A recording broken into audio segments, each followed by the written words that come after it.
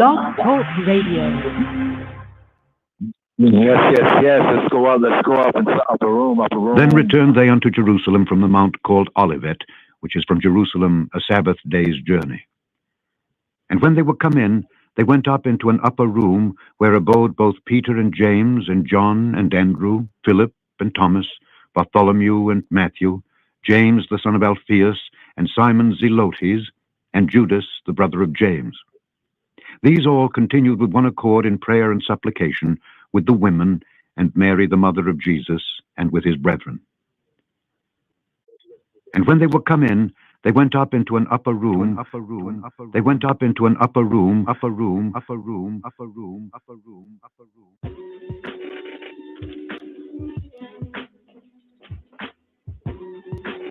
In the Christian tradition, based on Acts 1:13, the upper room was said to be the site of the Last Supper, i.e., the cenacle. But it was not the upper room found in Mark 14:15, and Luke 22:12 is the site of the Last Supper. However, the upper room in Zion, Acts 1:13, located on Mount Zion in the city of David, was the usual place where the apostles of Adonai Baruch stayed in Jerusalem. And according to the Rastafari Encyclopedia, based upon Acts 2:42, as it is written, and they continued steadfastly in the apostles' doctrine and fellowship and breaking of bread and in prayers. It was thus the first church of the Nazarene, our black master and savior, Jesus Christ, and said by many to be the first Christian church.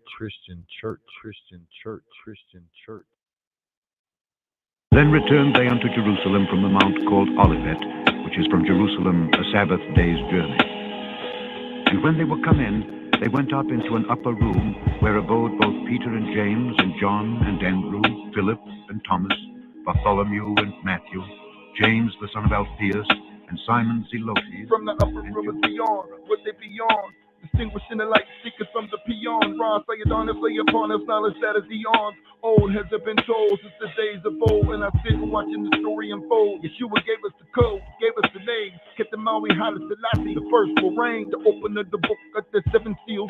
It's time for the gathering. It's the matter, and no, not the Vatican. Christ in his kingly character, we own that again. I'ma keep speaking the scriptures until I'm out of wind. Built on the true foundation, there's no shaking. There's no need of you hating, stop hesitating. How many of you have been waiting? In the upper room, we meeting in the upper room of Zion. These all continued with one accord in prayer and supplication with the women and Mary the mother of Jesus, and with his brethren. And when they were come in, they went up into an upper room. They went up into an upper room. The upper room. The upper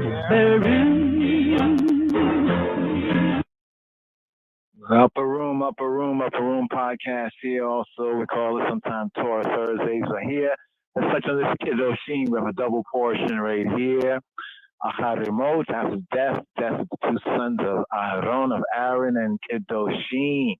Kiddushim, where he who be, we be, says, be ye holy, set apart. Kiddushim, as he who be, we he be, is Kadosh. Holy, yes. For this double course. Sabbatical study. This I Rastafari sabbatical study for this Shabbat strong.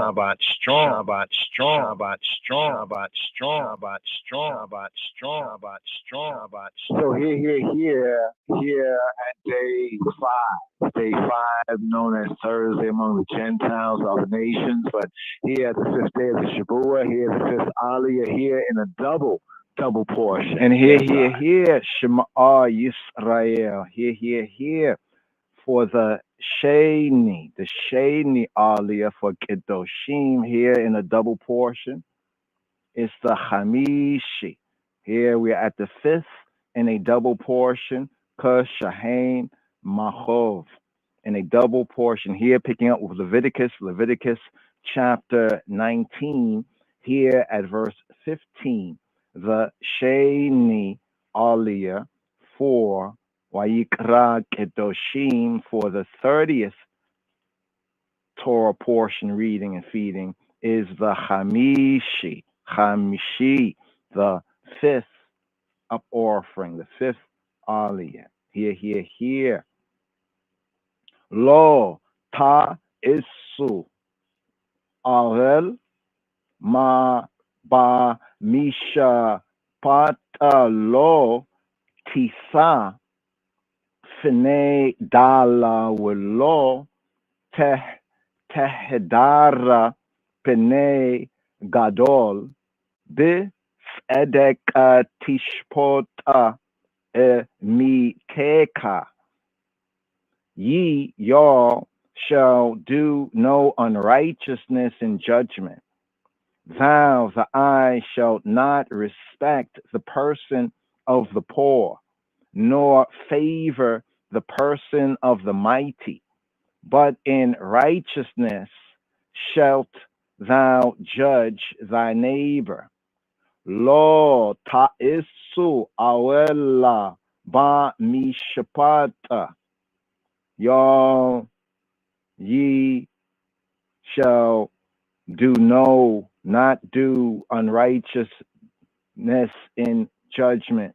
Lo ta'isu awel, lo ta'isu awella ba mishpata, lo tisa fene dal. Thou shalt not respect the person of the poor. Show undue favoritism to the person of the poor because they're poor. Lo tisa fene dal. With lo tehdara bene gadol. Be edek. Nor favor the person of the mighty in righteousness. Be edek. Tishpota miteka. Tishpota miteka. But in righteousness, b'tzedek, shalt thou judge thy neighbor. Tishpota miteka. Lo ta'isu avella ba mishpata. Lo tisa fene dal. Lo tehdara b'nei gadol b'tzedek tishpot miteka.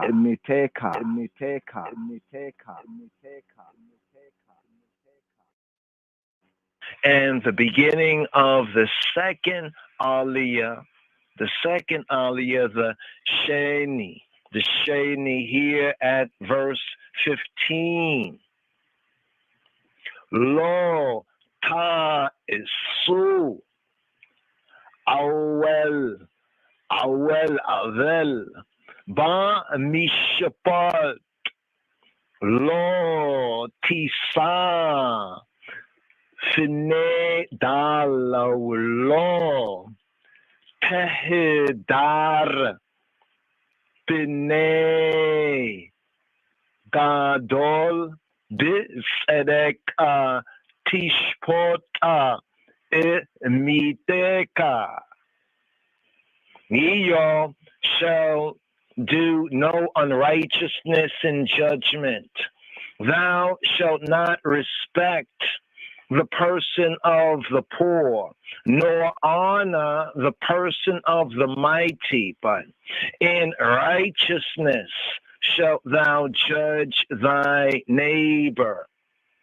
Thou shalt not go up and down as a talebearer among thy people, neither shalt thou stand against the blood of thy neighbor. Ani Yahuwah, I be Jehovah, he who be who he be. Thou shalt not hate thy brother in thine heart. Thou shalt in any wise rebuke thy neighbor, and not suffer chatiat, sin, akari, upon him. Thou shalt not avenge nor bear any grudge against the children of thy people, but thou shalt love thy neighbor as thyself. Ani Yahuwah, I be Jehovah. He who be who he be, ye, y'all shall keep my statutes. Thou shalt not let thy cattle gender with a diverse kind.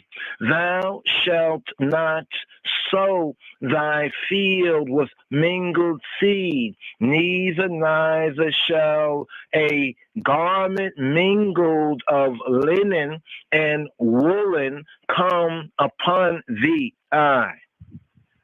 And whosoever lieth carnally with a woman that is a bondmaid betrothed to an husband, and not at all redeemed, nor freedom given her, she shall be scourged.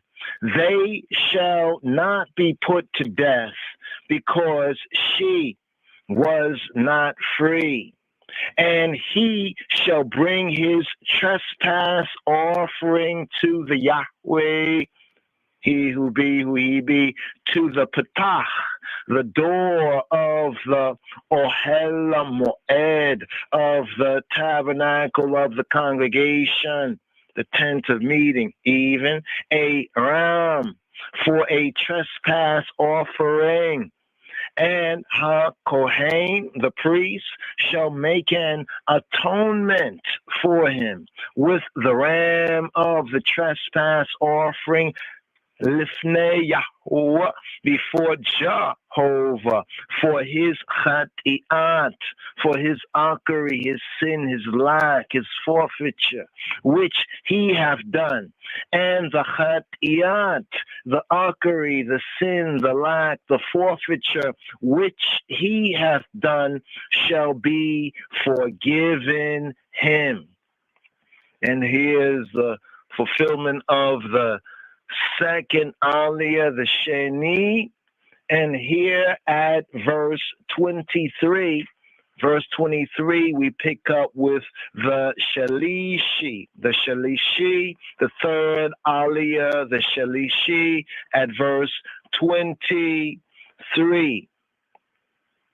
With ki tabu ilaha aretza unat aetem kola eitz ma'ikal wa iraltem ara lato et pio shalosh shanim yihye lakem irelim lo Ya Akel.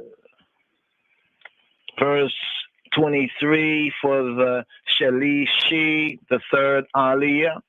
And when ye y'all shall come into the land, and shall have planted all manner of trees for food, then ye shall count the fruit thereof as uncircumcised. 3 years shall it be as uncircumcised to you. It shall not be eaten of. But in the 4th year, all the fruit thereof shall be holy, set apart to praise the Yahweh, he who he be with all. And in the 5th year shall ye y'all eat of the fruit thereof, that it may yield to you the increase thereof. Ani Yahuwah Elohim, I be the Yahweh, he who he be, your Elohim. Ye y'all shall not eat anything with the blood, neither shall ye use enchantments, nor observe times. Ye all shall not round the corners of your heads, neither shalt thou mar the corners of thy beard. Ye all shall not make any cuttings in your flesh for the dead, nor print any marks upon you. Ani Yahweh, I be the Yahweh, he who be Jehovah. Do not prostitute thy daughter to cause her to be a whore, lest the land fall to whoredom, and the land become full of wickedness, righteousness. Ye all shall keep my Sabbaths and reverence my sanctuary. Ani Yahweh, I be Jehovah. Regard not them that have familiar spirits, Obia, neither seek after wizards to be defiled by them. Ani Yahweh Elohim, I be Jehovah, your Elohim. Thou shalt rise up before the hoary head, the gray head, and honor the face of the old man, and fear and reverence, respect Eloheka, the I Elohim. Ani Yahweh, I be Jah. Yes,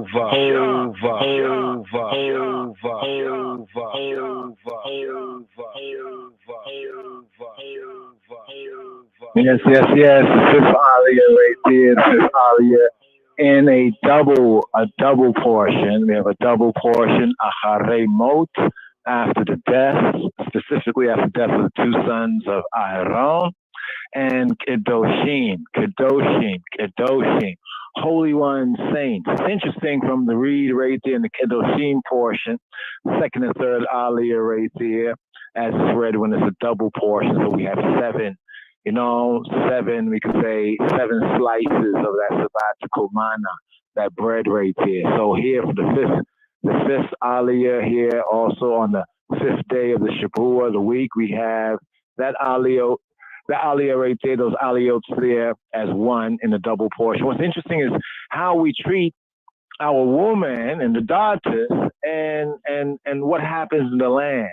Kind of a interesting connection to land. The Eret, often referred to as she, and what it says about, not to prostitute the daughters because then the land fails. So how ones treat their woman and their land, just reasoning, just a little reasoning, because we often go through the basics of study to learn and learning to do, but we also got to reason on this and see how the spirit, right, the principles of the word are also scientifically applicable.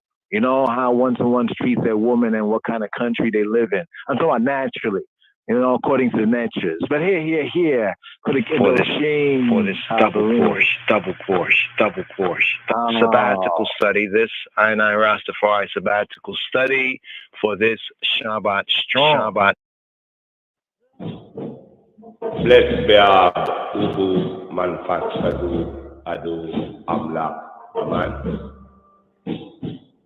Princess has come out of Egypt. Ethiopians now stretches forth their hands unto God. O God of Ethiopia, our divine majesty, thy spirit has come into our heart to dwell in the path of righteousness. Lead us. Help us to forgive, that we must be forgiven. Teach us love, loyalty on earth as it is in Zion. Endure us with thy wisdom knowledge and understanding to do thy will. Thy blessing to you, that the hungry be fed, the naked be clothed, the sick nourished, the aged protected,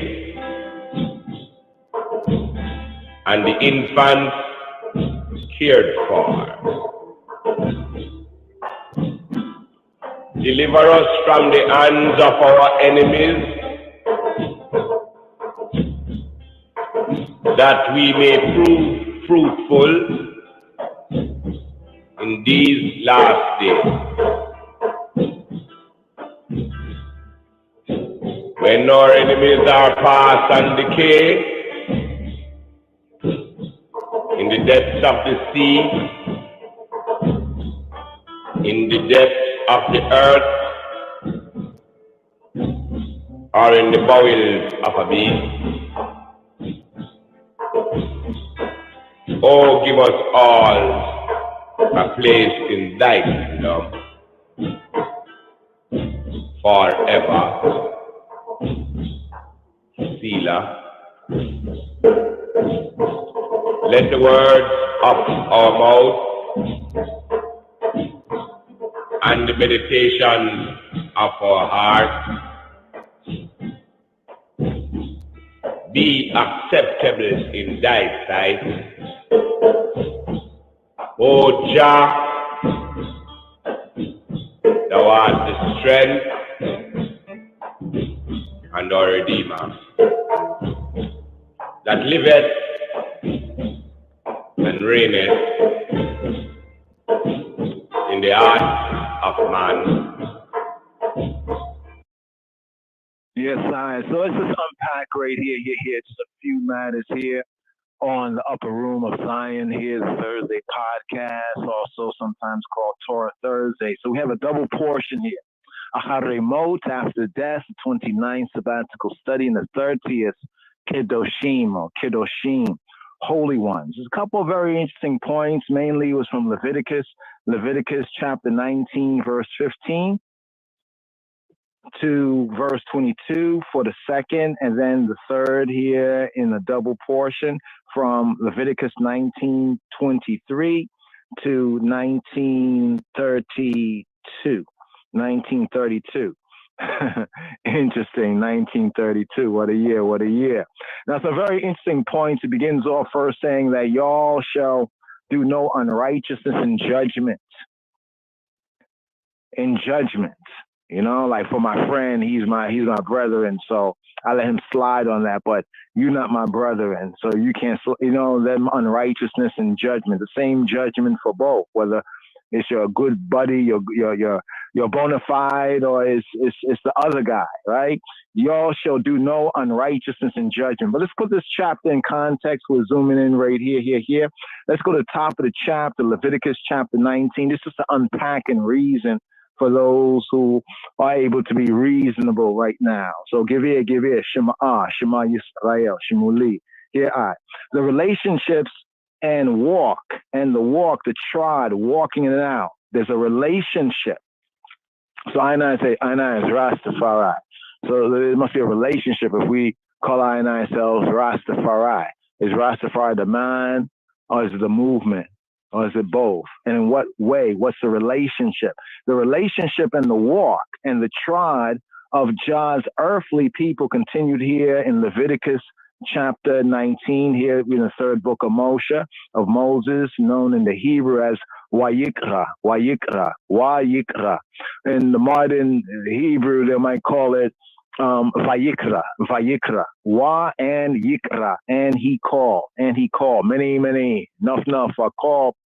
But what do you choose? So here we choose to study to show ourselves approved. So here in chapter 19, Leviticus, the relationship and the walk, or the trod, like walking it out, the trod. Right? To say I tried and I yad and tried and Rastafari, walking it out of Jah's earthly people. The earth is Yahuwah's, right, in all of her fullness, right? The Psalm Psalm 24, yes. So here, and Yahuwah spake to Moses, saying, verse 2, Leviticus 19 and 2, speak to all the congregation, the aggregation, right? All those gathered together to be a witness to this, right? The Edat, the congregation from the word Ed is like a testimony. So the witnesses, right, of the B'nai Yisrael. The Hebrew B'nai is literally directly sons of Yisrael, Yasharallah, the sons of Israel. And say to them, y'all shall be Kedoshim. Get it? Kedoshim. As a 30th sabbatical study right here, it's called Kedoshim, or Kedoshim, holy ones. For I, Ani, Yahweh, Elohim, I, he who be who he be, y'all Elohim, am holy, or Kadosh, as we have that in Yeshaya, Isaiah, where he had that vision in the temple and thing, right? All the Aishans and the smoke was there, and he saw the Lord on the throne and all that, and he heard the seraphim, right? He heard them saying, holy, holy, holy. Another sign of the true Trinity. Kadosh. But here he says directly here to Yisrael, Yahuwah Jehovah HaKadosh, the Holy One, Kadosh, get it? Kadosh HaKadosh, the Holy One, Baruch Hu, blessed be He, Baruch Hashem, the name, Yahuwah. So here he says, you all, Atem, speaking to the sons, right, to man up, y'all shall be Kedoshim, holy ones. Now, that word holy, often in translation, a lot of confusion in the English and Gentile language of a holy. You know, what people think holy. And then in the translators will take the very same, the one Hebrew Afro-Shemitic word, whether Kadash in the Hebrew sense or Kedeseh, right? Kedeseh, whether Kadosh or Kedus, that same African Shemitic root. And in some places they'll translate it as saint. Other places they'll translate it maybe as consecrated one or holy one or sanctified one. And we might begin to think it's a lot of, well, I prefer to be holy than sanctified. No, I prefer to be a saint than a holy one. You know what I mean? Because we're playing around, well, not playing around, maybe intentionally, but because we're in this Babylon linguistics. So we have to come out of it. Like be in the world, we speak English, but not be of it.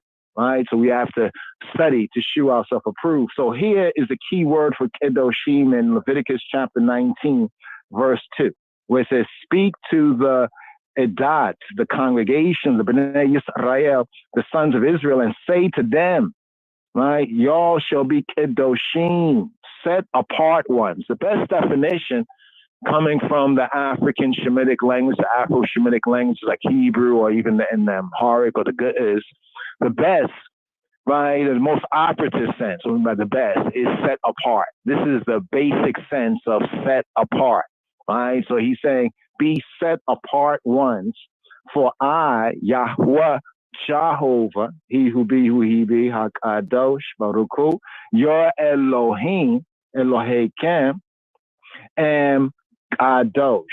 That's how it begins.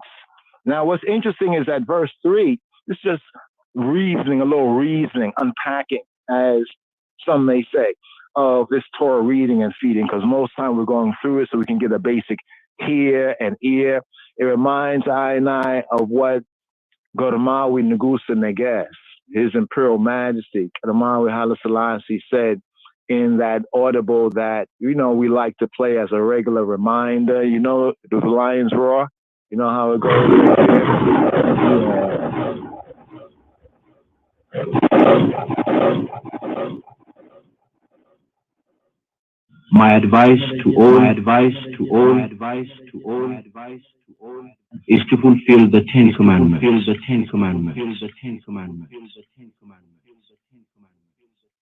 You are aware of the contents of the Ten Commandments and can elaborate on.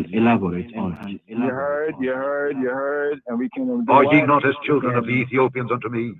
O children of Israel, O children of Israel.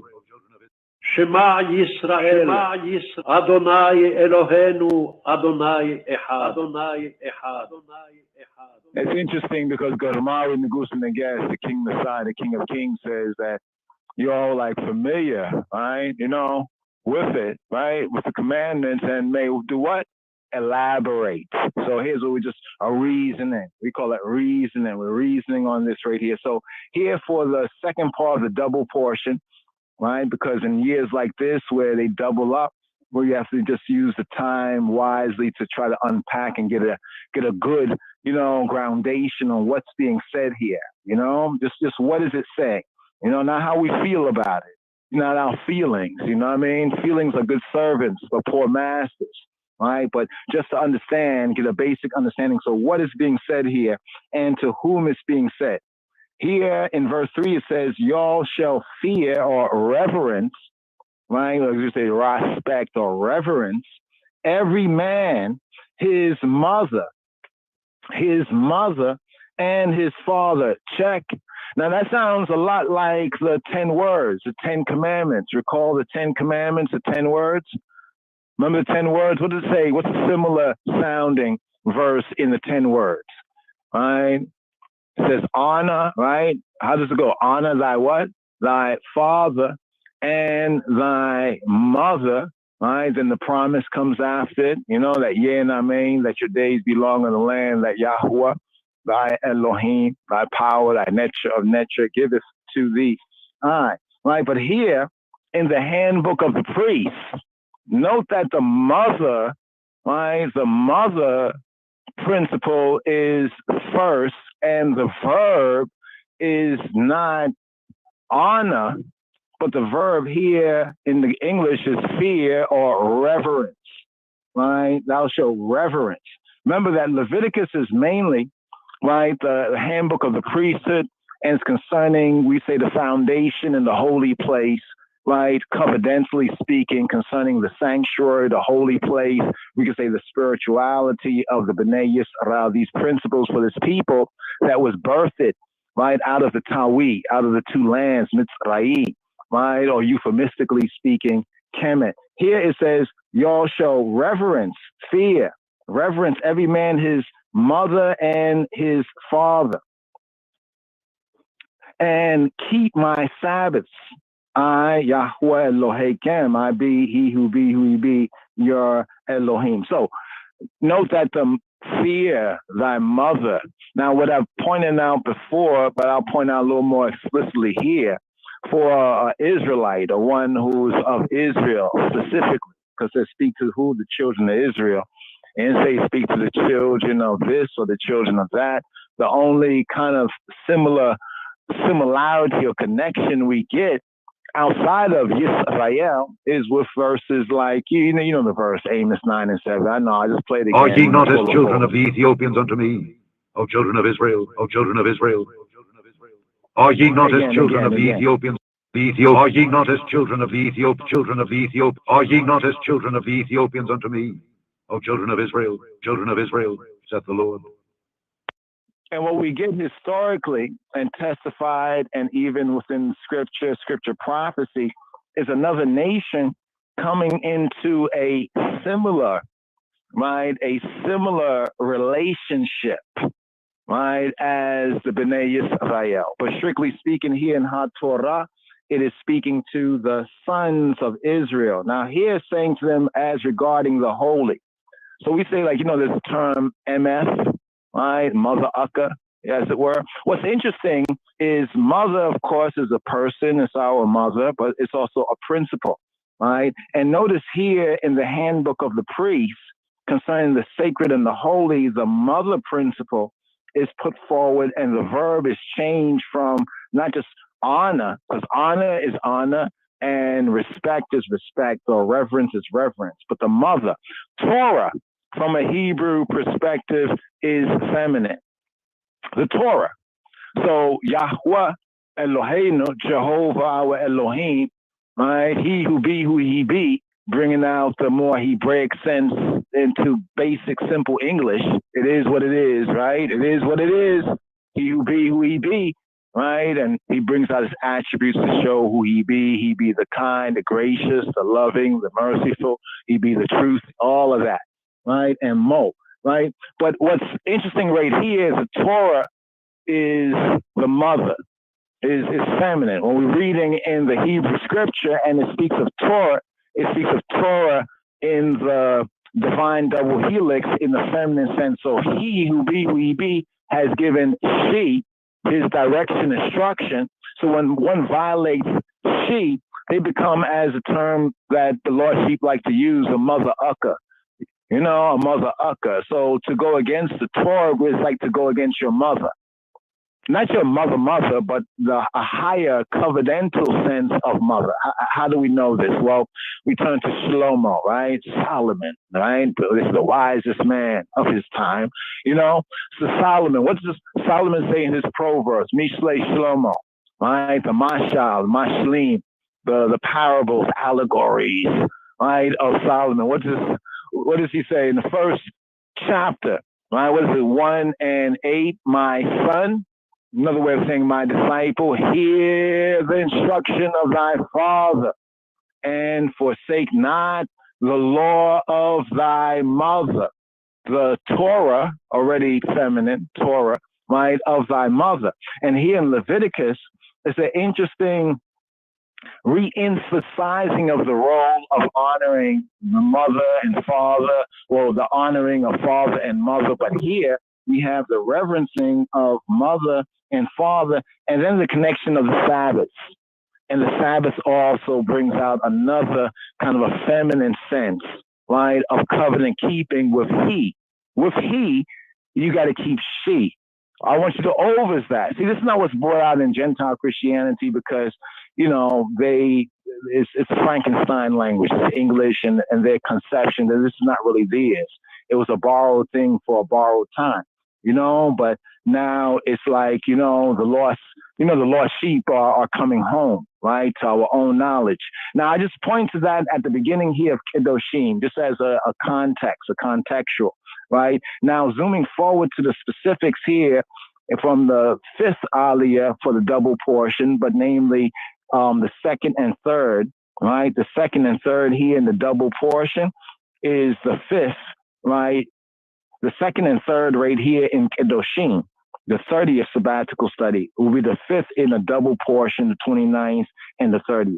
We can get into how it's seven readings, and then when we have two Torah portions together, how it's broken down, those two as 7. So here we're in the second part of this double portion, and at verse 15 it says, "You all shall do no unrighteousness in judgment. Thou shalt not respect the person of the poor, nor honor the person of the mighty, but in righteousness shalt thou judge thy neighbor." You know, the Psalm everyone likes to talk about, like, we're all gods. I mean, even the Bible says so, like in Psalm 82. Yeah, it does say so in Psalm 82. You know, but it says so in Psalm 82 in this very context specifically, because even though Psalm 82 is a part of what belongs in that sense to the children of Israel.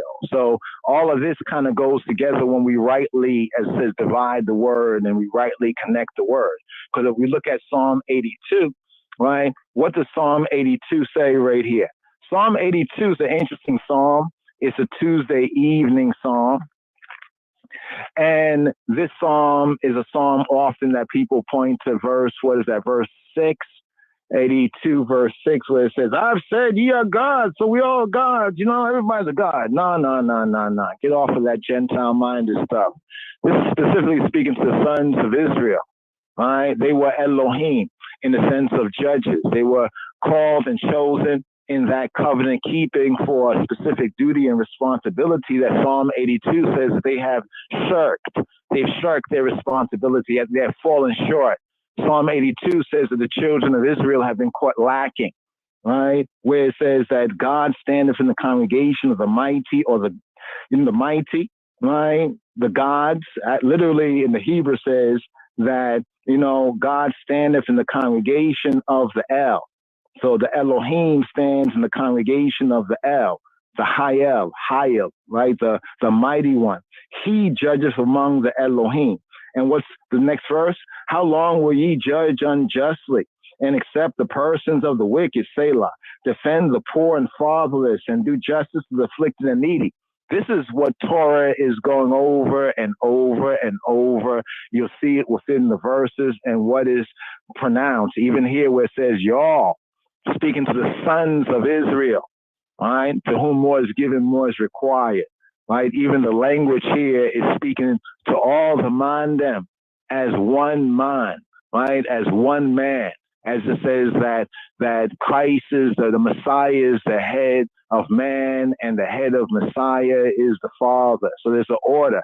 Y'all shall do no unrighteousness in judgment. Thou shalt not respect the person of the poor, nor honor, right, the person of the mighty.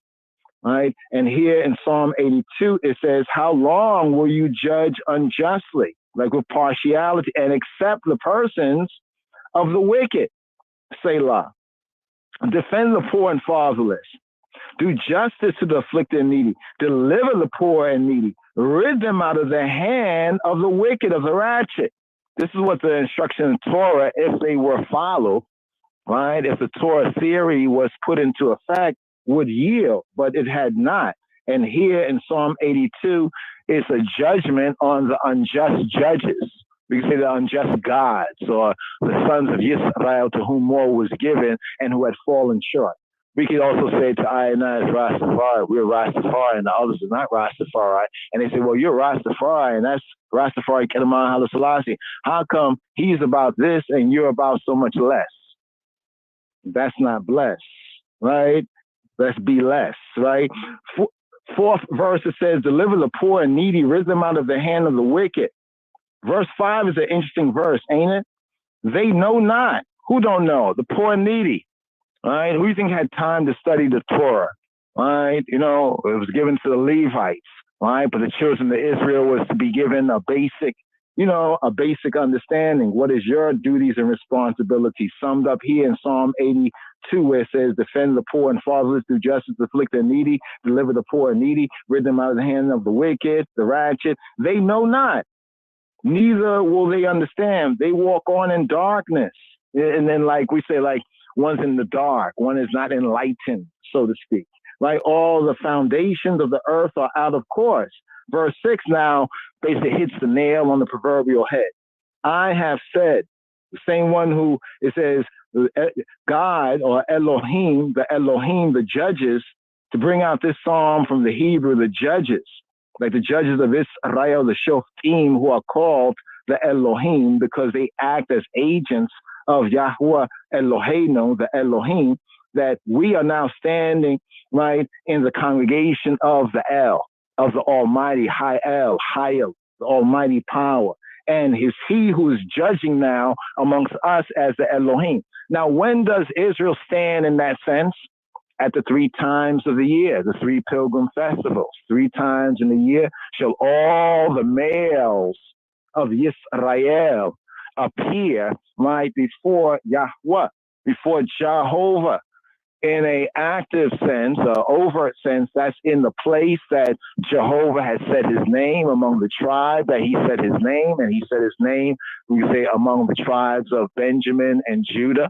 Well, we say the temple is on Benjamin's land, but that was co-opted and taken over by the tribe of Judah, right? And Benjamin and Judah, those 2 tribes together, but namely given over to the tribe of Judah. That's why we have the reference later on to the Jews, the Judeans, right? Because they were the last of Kol Yisrael still standing, right? When the 10 tribes had gone into captivity, it was only the tribe of Judah, and thus the Lion of the tribe of Judah. But here in verse 6, it says, I've said, y'all are gods, or Elohim. Y'all are judges. You're supposed to be the judges. Y'all are the children of Israel, right? And all of you are children of the Elyon, the highest, the Elyon. Verse 7 says, but y'all shall die like men and fall like one of the princes. And then there's an interesting verse 8 here. right? That can be looked at as this sense of that resurrection. Get up, stand up, arise, O Elohim, judge the earth, right? In the context here, people will be saying, when they're reading the English, they think, well, speaking about Elohim, you could say daddy. Well, really it's speaking about his children, right? He's already the Most High, so he's already risen. You know what I mean? Arise, O Elohim, judge the earth, for thou shalt inherit all nations, to put the earth in proper order. Because if he is earth's rightful ruler, does he not have those who he has chosen, right, to be his administrators and his rulers? Let's play the KOK clip, the King of Kings clip right here. The King of Kings, kingdom building preview. Test your knowledge. What is the King of Kings kingdom, and from where does it rule? Who rules in the kingdom, and who are its subjects?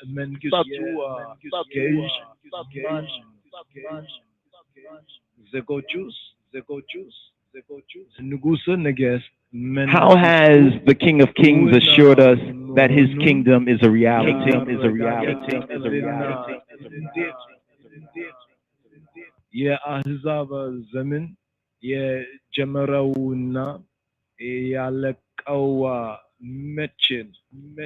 When did the appointed times of the nations begin and end?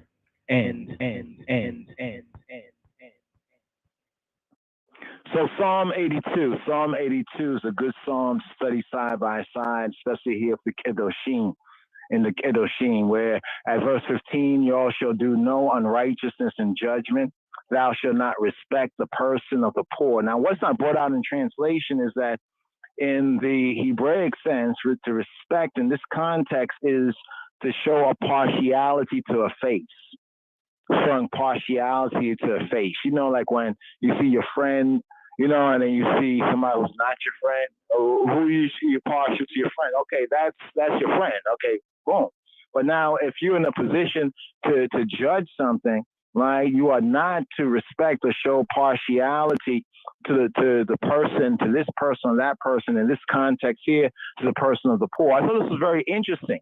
A lot of times we say, oh, you know, the poor people and the rich, all the rich need to go to hell. You know, like, what? What the hell?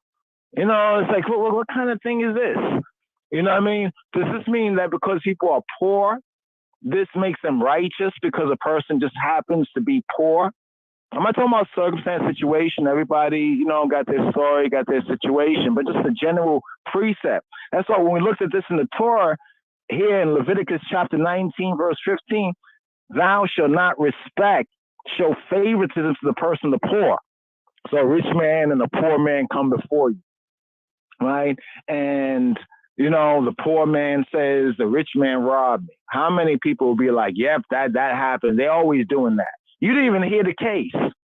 You didn't even hear the case. All you see, there's a poor guy and there's a rich guy, and you hear it's about the poor guy is saying that the rich guy robbed him.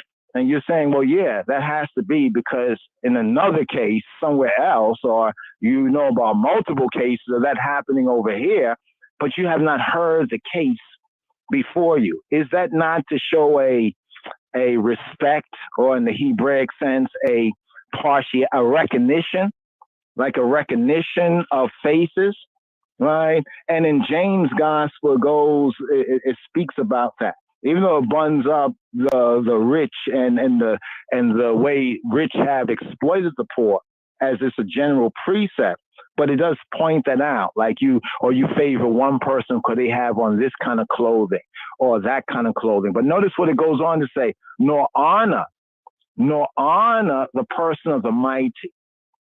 Now the word honor, Hebraically, the kabod and kavod sense, it's from like the kabbadah, even in them heart. It's a word that can mean heavy, it has to do with weight, basically gravity. You know, that's what's so interesting when they talk about gravity in so-called scientific terms. It came from a word, even in the English, that is used in the biblical sense for like honor. right? If someone you show honor to, that means like they have weight, seriousness. Weight. It's not a light thing. It's not a light thing.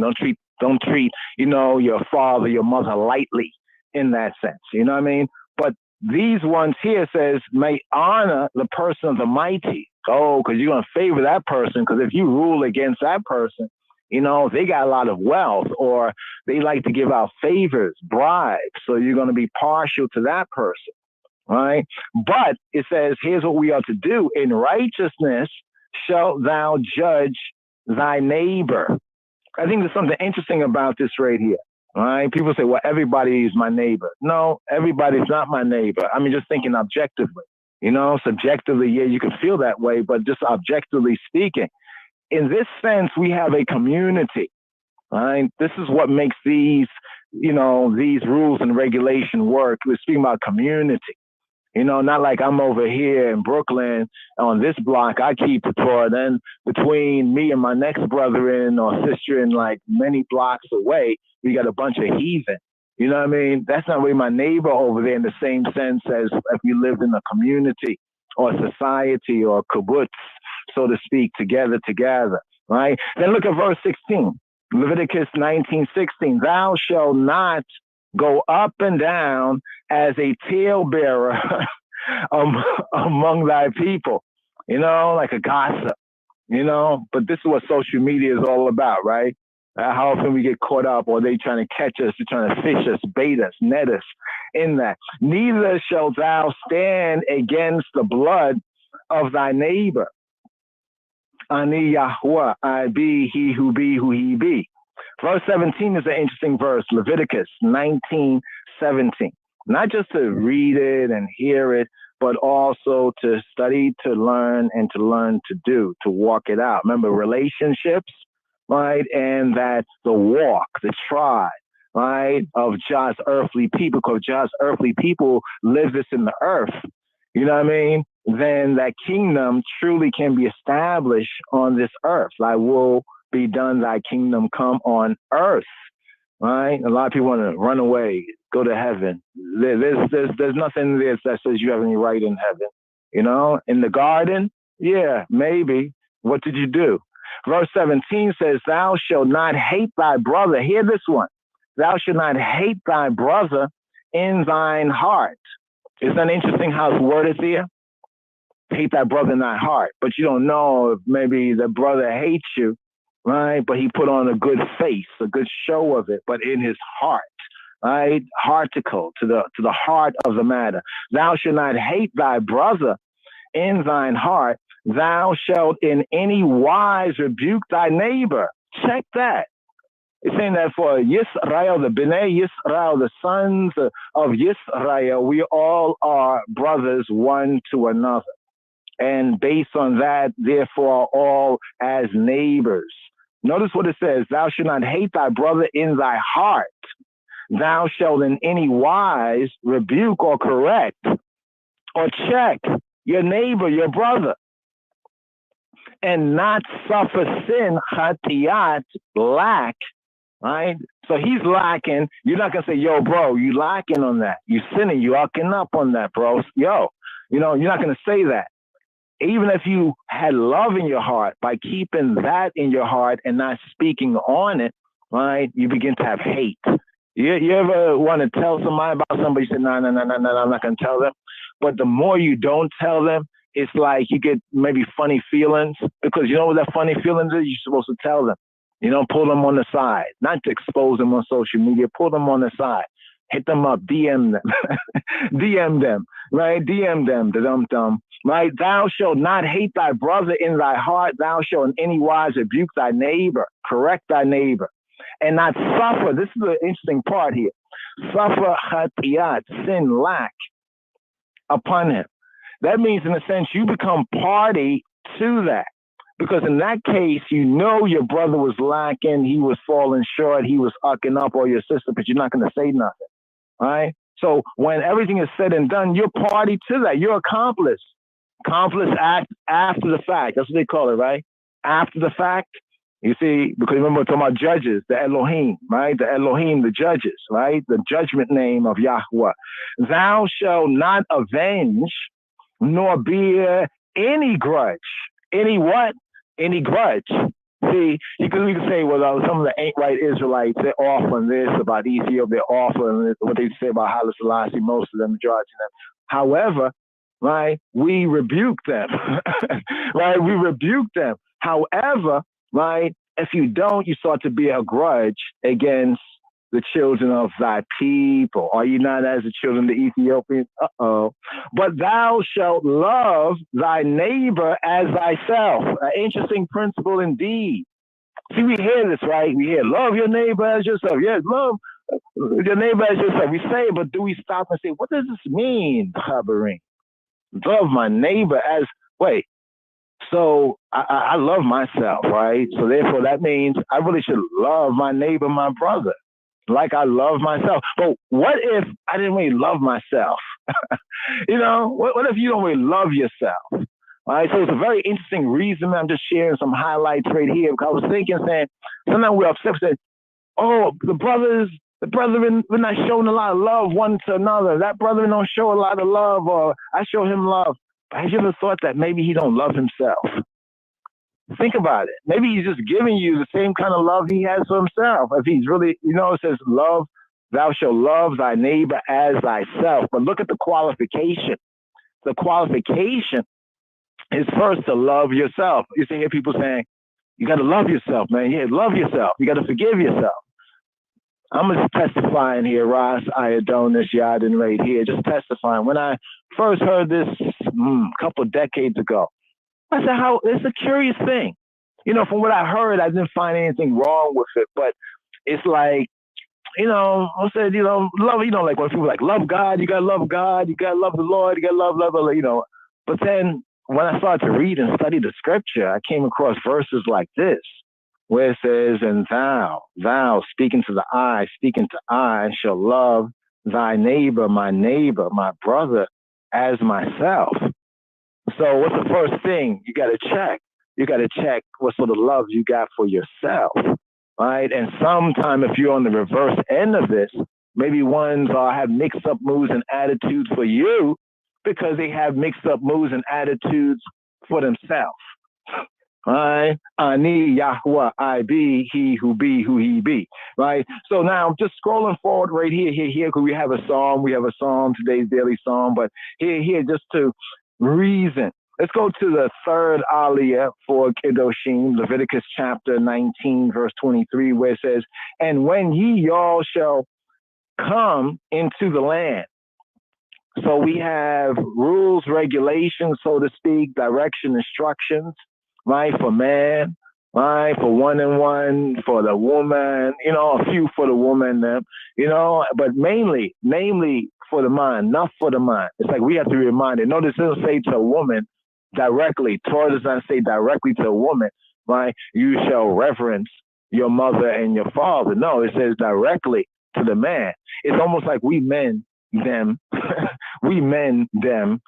right? When them, men, them, have to be reminded of some things, right? It's kind of interesting, right? You know, some things. Remember the whole Gan Ba'aden, you know, what Moshe wrote in his first book, you know, concerning the Garden of Eden and Adam and his Isha, his woman. You remember that whole scene right there, right? About the knowledge of good and evil, right? And this is what we're gaining here, right? Because you could do this. This is the right thing, right? And if thou shalt not do the wrong thing, right? But here we get to verse 23, right? And it says, and when y'all shall come into the land. So there's rules and regulations, direction instructions for man, and there's direction instructions for the land. Sustainable repatriation. I know the reason why more wasn't done is because we're claiming his name, saying that he, you know, this is our God and King, you know, and Christ and his kingly character. And then we swerve and not even taking the time to, you know, study to learn and learn to do. Right? So we get into the land and we're looking around like, what are we supposed to be doing? Jah already told us what we're supposed to be doing. right? And when y'all shall come into the land and shall have planted all manner of trees for food. Pause. When we come into the land, so let's just take this theoretically. If we were informed of this and we recognize who His Majesty is to I and what that land is for I and who I are, right? And who I be. And we go into the land, according to this, we're to be planting all manner of trees for food, not just, yeah, man, I'm going to have a ganja farm. Ganja, that's all you're going to be growing all the time? What you going to eat, man? Yeah, you can eat that, but you know what I'm saying? In the fullness of it, all manner of trees for food, right? Then shall y'all count the fruit thereof as uncircumcised. Interesting. Got to read some more on this. Uncircumcised fruit, right? 3 years shall it be as uncircumcised to you. It shall not be eaten of. That's an important agricultural thing in this. When I read it, like many of you all, you're probably like, well, why would that be? What they're going to eat? And there's a lot of questions. Let's reason on that as well. This is an overview right here. But the idea that the fruit, right, of that will be uncircumcised. I learned more about the principle, the agricultural science of this when I started to study wine and winemaking. That how many winemakers, right, and they plant a new something for the first couple of years. They grow it, they keep growing the wine, but they don't make, the grapes, but they don't make wine out of that first growth, right? It's almost like the land, everything is adjusting and syncing to get in that right zone, right? And then when it says 3 years shall it be as uncircumcised to you. It should not be eaten of. So in the documentary I saw about winemaking, when I heard the winemaker said that back in the days or whatever, they would grow the grapes and everything, but they would not make wine out of those first, that first set. They would wait until like the 4th or the 5th year. I said, oh, shit. And this is like some top level wineries, with that quality, stuff right there. Verse 24, but in the 4th year, all the fruit thereof shall be holy. Remember, it says we are to be kedoshim, set apart ones.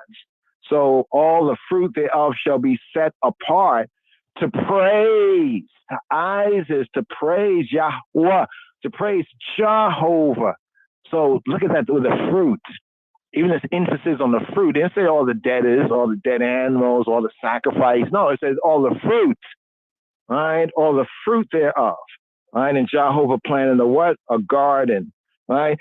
Verse 25, and in the 5th year, get this, in the 5th year shall y'all eat the fruit thereof. So that means that there is, when we first enter in, we just go and start planting. We start planting all manners of trees, and we tend to over those 3 to 4 years, right? Looking forward to the 5th year. That's a 5-year plan. Right, for the land. And in the 5th year shall y'all eat the fruit thereof, that it may yield to you the increase thereof. Ani Yahweh Elohim, I be he who be your Elohim. Right? Now, going on a little bit more right here, verse 26, y'all shall not eat anything with the blood. It's interesting that there's 2 particular things that are emphasized over and over. No blood and no fat.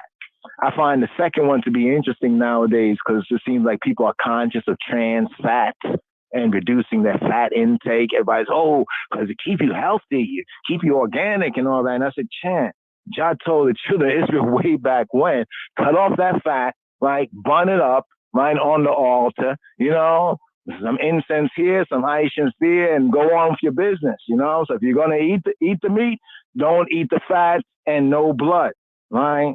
And it's interesting because, like I said today, this whole trans fat, this conscientiousness about fat, is, I guess they caught up after a couple of Gentiles caught up, right? What about the children of Israel? It says, neither shall y'all use enchantment nor observe times. Now, each of these are interesting points because there's many that would tell you and say it means this, it means that. From studying the Hebrew, the Royal Amharic, and going to some of the ancient languages, I find it's a little bit more steady than what people have been made to believe. You know what I mean? What it's really speaking about. Enchantment. Basically, enchantment is to use other spiritual practices other than that which is to Jehovah Eloheinu, basically. You know what I mean? One could say that the rights of Israel is a form of, from their perspective, they say, you do the same thing. You have animals, you the blood here, you do something with that, yeah. But this is what we do.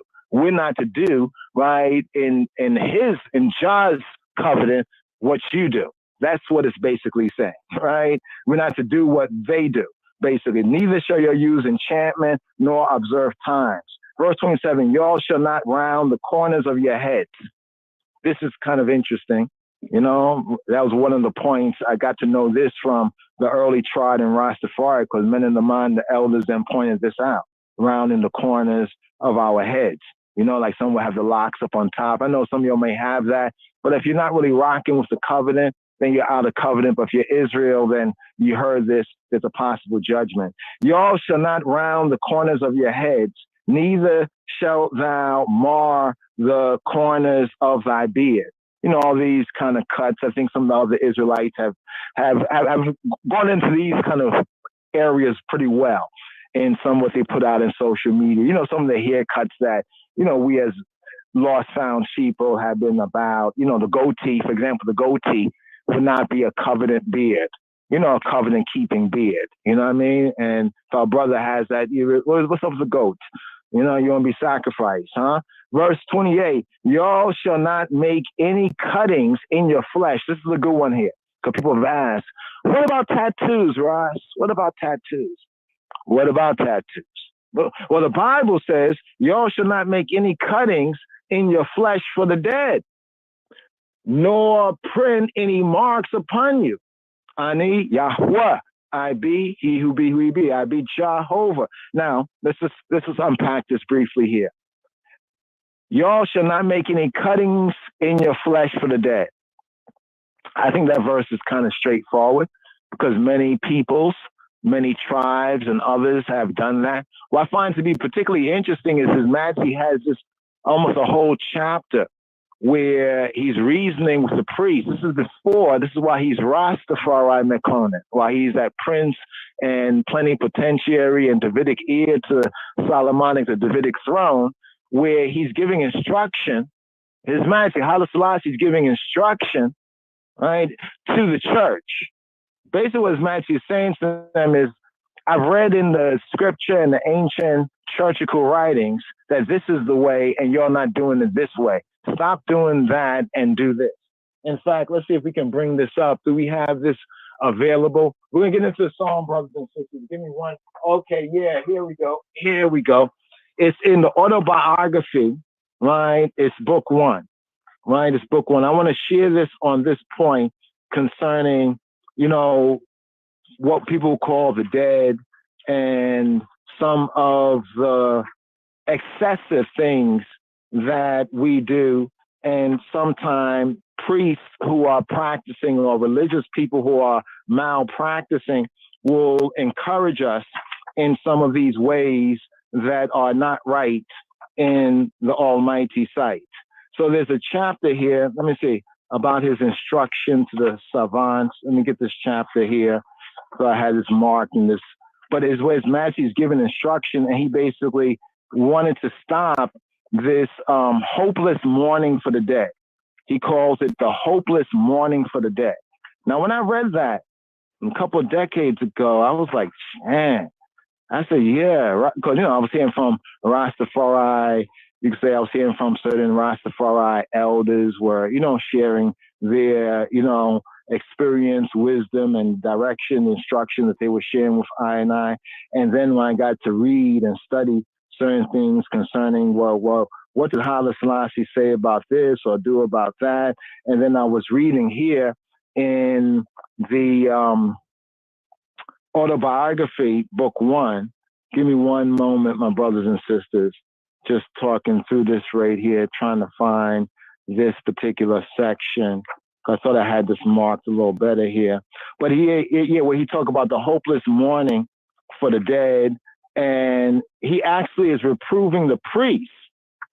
And then now this is prior, right? This is prior to the coronation, right? This is prior to coronation. This is prior to, one would say, well, in the coronation, he might be able to have like authority as the kings of Ethiopia because that ancient Solomonic, because even the Judaic foundations, right? They do, if they know God's word, right? They can check the priest. But if a priest, if a king does not know God's word, right, he doesn't have any authority. But if he knows God's word and the priests are off of something, you know, it's like playing, chess. Basically, the rules are in your favor. Give me one moment, my brothers and sisters. One moment, right here. Yes, yes, hold.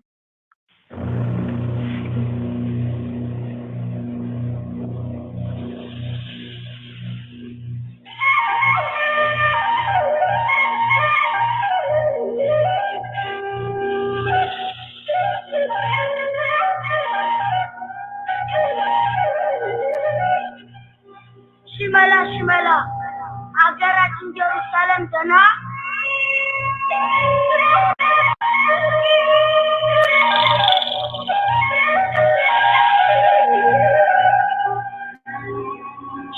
ሽመላ ሀገራችን ጀሩሳሌም ገና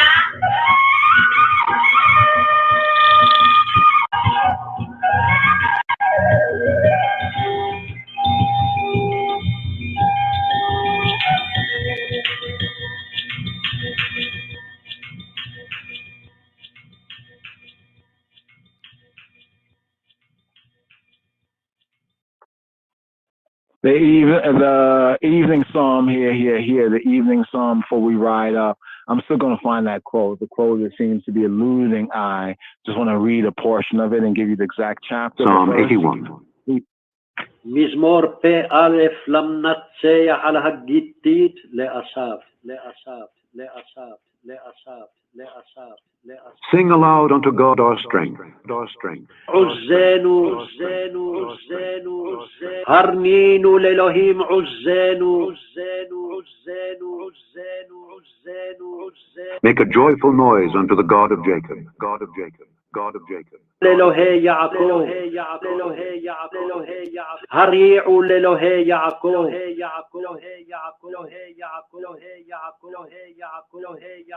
Take a psalm and bring hither the timbrel, the pleasant harp with the psaltery. Blow up the trumpet in the new moon, in the time appointed on our solemn feast day. For this was a statute for Israel and a law of the God of Jacob. This he ordained in Joseph for a testimony when he went out through the land of Egypt, where I heard a language that I understood not. I removed his shoulder from the burden. His hands were delivered from the pots. Thou calledst in trouble, and I delivered thee. I answered thee in the secret place of thunder. I proved thee at the waters of Meribah. Selah. Hear, O my people, and I will testify unto thee. O Israel, if thou wilt hearken unto me. There shall no strange God be in thee, neither shalt thou worship any strange God. I am the Lord thy God, which brought thee out of the land of Egypt. Open thy mouth wide, and I will fill it. But my people would not hearken to my voice, and Israel would none of me. So I gave them up unto their own heart's lust, and they walked in their own counsels. Oh, that my people had hearkened unto me, and Israel had walked in my ways. I should soon have subdued their enemies, and turned my hand against their adversaries. The haters of the Lord should have submitted themselves unto him. But their time should have endured forever. He should have fed them also with the finest of the wheat, and with honey out of the rock should I have satisfied.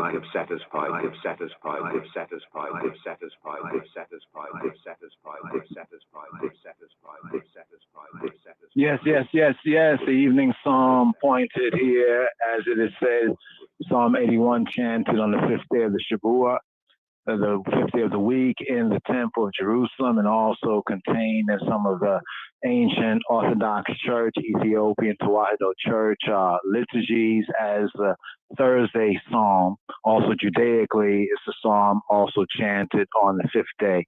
So here, we found the chapter, it was chapter 26. chapter 26, about our planning and initiating gradual improvements and reforms in the work of the clergy. This is between the time of, after the death of Zoditu and right before the coronation. His Majesty says this right here: since time immemorial, the kings of Ethiopia, just as they were responsible for the entire business of government, were also in charge of the affairs of the church.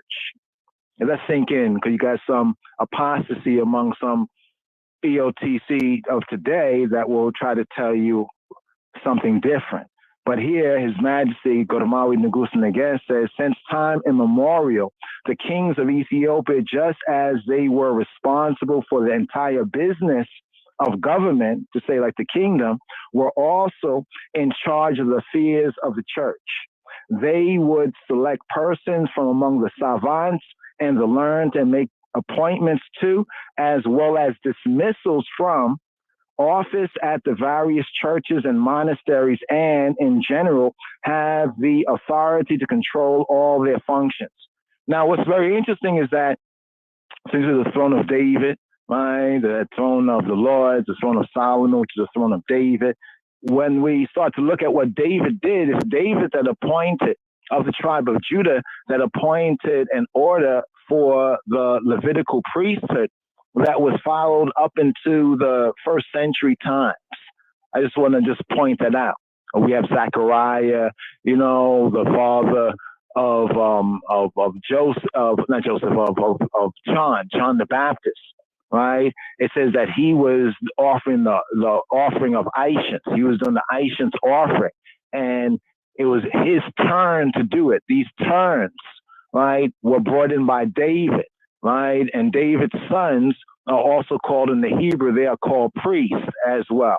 And he set certain regulation, and the Psalms of David became the main liturgy from the Davidic times straight through unto the New Testament times. And of course, they have a lot of significance, you know, from a messianic perspective as well. So this is where His Majesty is drawing both historical as well as actionable record, right? But notice what he says furthermore. We'll get it right into the section here because the time is going forward.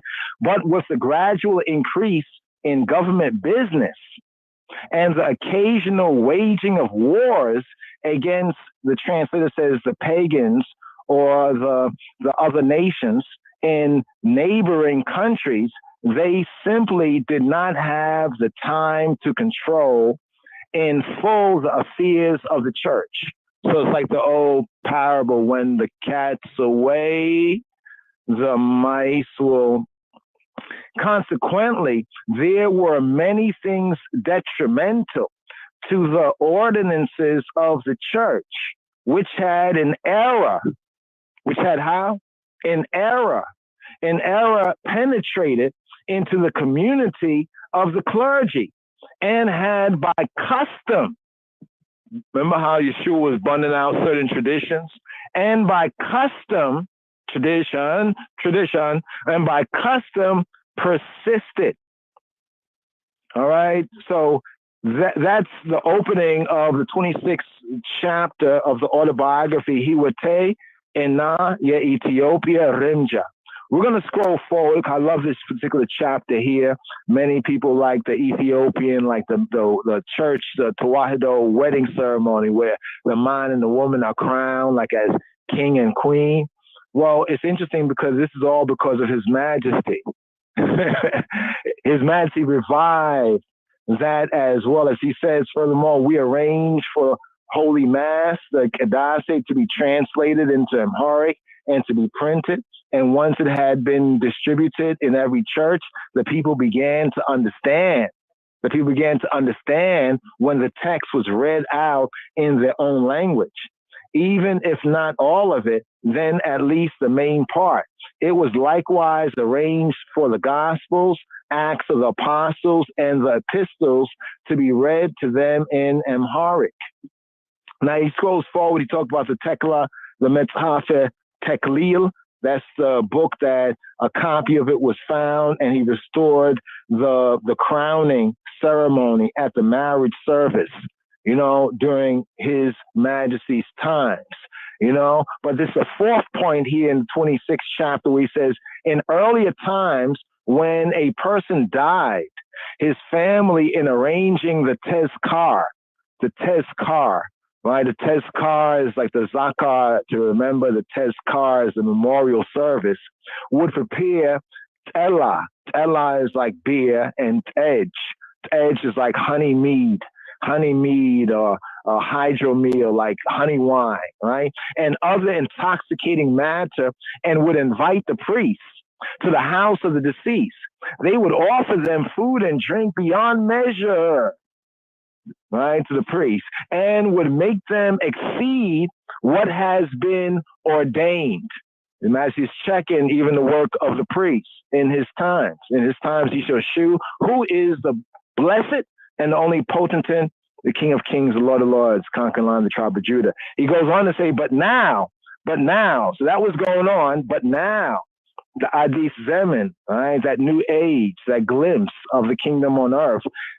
But now, since we have become convinced that conduct of this kind does not conform to the new era or the Adis Zeman, the new age of civilization, and he says, and is also forbidden by the Holy Scriptures, to show the significance of the scripts, right? With our namesake, the Rastafari of the Rastafarians, our namesake, Adamawi Haile Selassie says, we have arranged that the tezkar, the memorial service when somebody passed, should cease consisting of intoxicating drink and excessive amounts of food, and that instead the relatives of the deceased should have the absolution prayers performed and give, according to their means, some money to the priest for the performance of absolution. It should not, however, be forbidden to offer food and drink to the poor. That's a key thing right there. In other words, don't invite the priests over and get them all drunk and all, gluttonous on food and all of that. But however, it's to, offer food and drink to the poor, provided this is done in moderation. So everything, as the scripture said, all things in what? Moderation. We also urge the bishops, especially all good things, we also urge the bishops and priors to preach in this sense. And then he speaks about when Prince Zeneba Work, when she died, he did this himself. He distributed, gifts of money for the absolution rites among various churches and monasteries, and then many other people. So he didn't only preach this, the King of Kings only preached this, but he did this, and many people then began to do likewise. Now, to this point right here, that connects with Leviticus chapter 19, verse 28. This is the fifth point here. He says, since early times, it was the custom in some provinces for some of the relatives of a deceased person to manifest mourning. Now, it's one thing to mourn, right? You mourning somebody, you lost a loved one, right?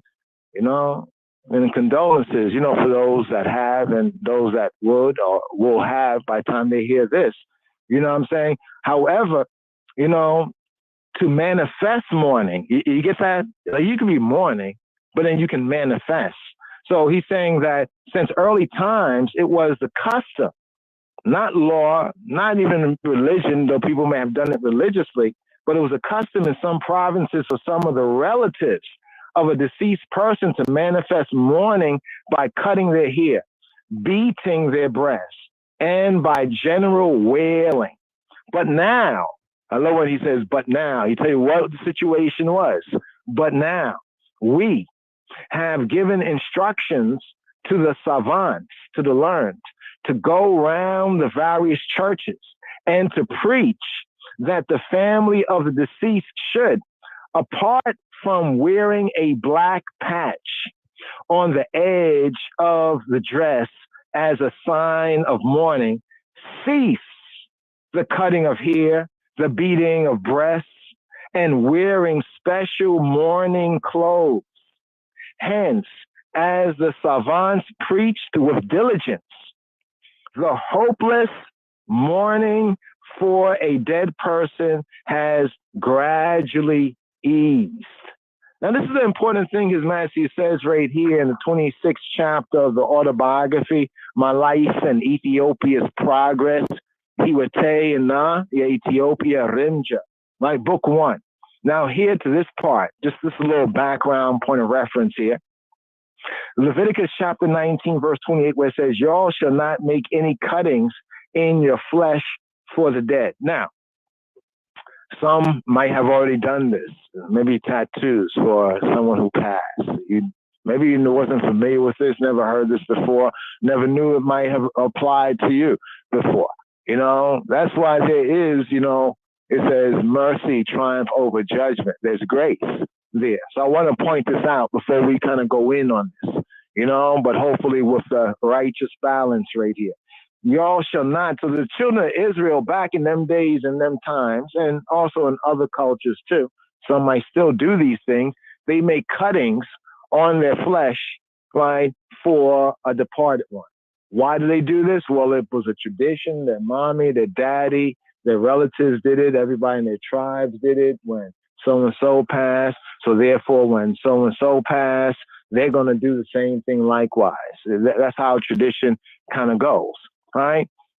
And the intent of it is not overtly from the people's perspectives, you know, at least those who may be more innocent in that sense, you know what I mean? And may have been led to do that. The intent is not evil. But after a while, you know, some things was good for that time, but it's not good for this time, you know? And this is what I compare what we have in Leviticus with the children of Israel, right?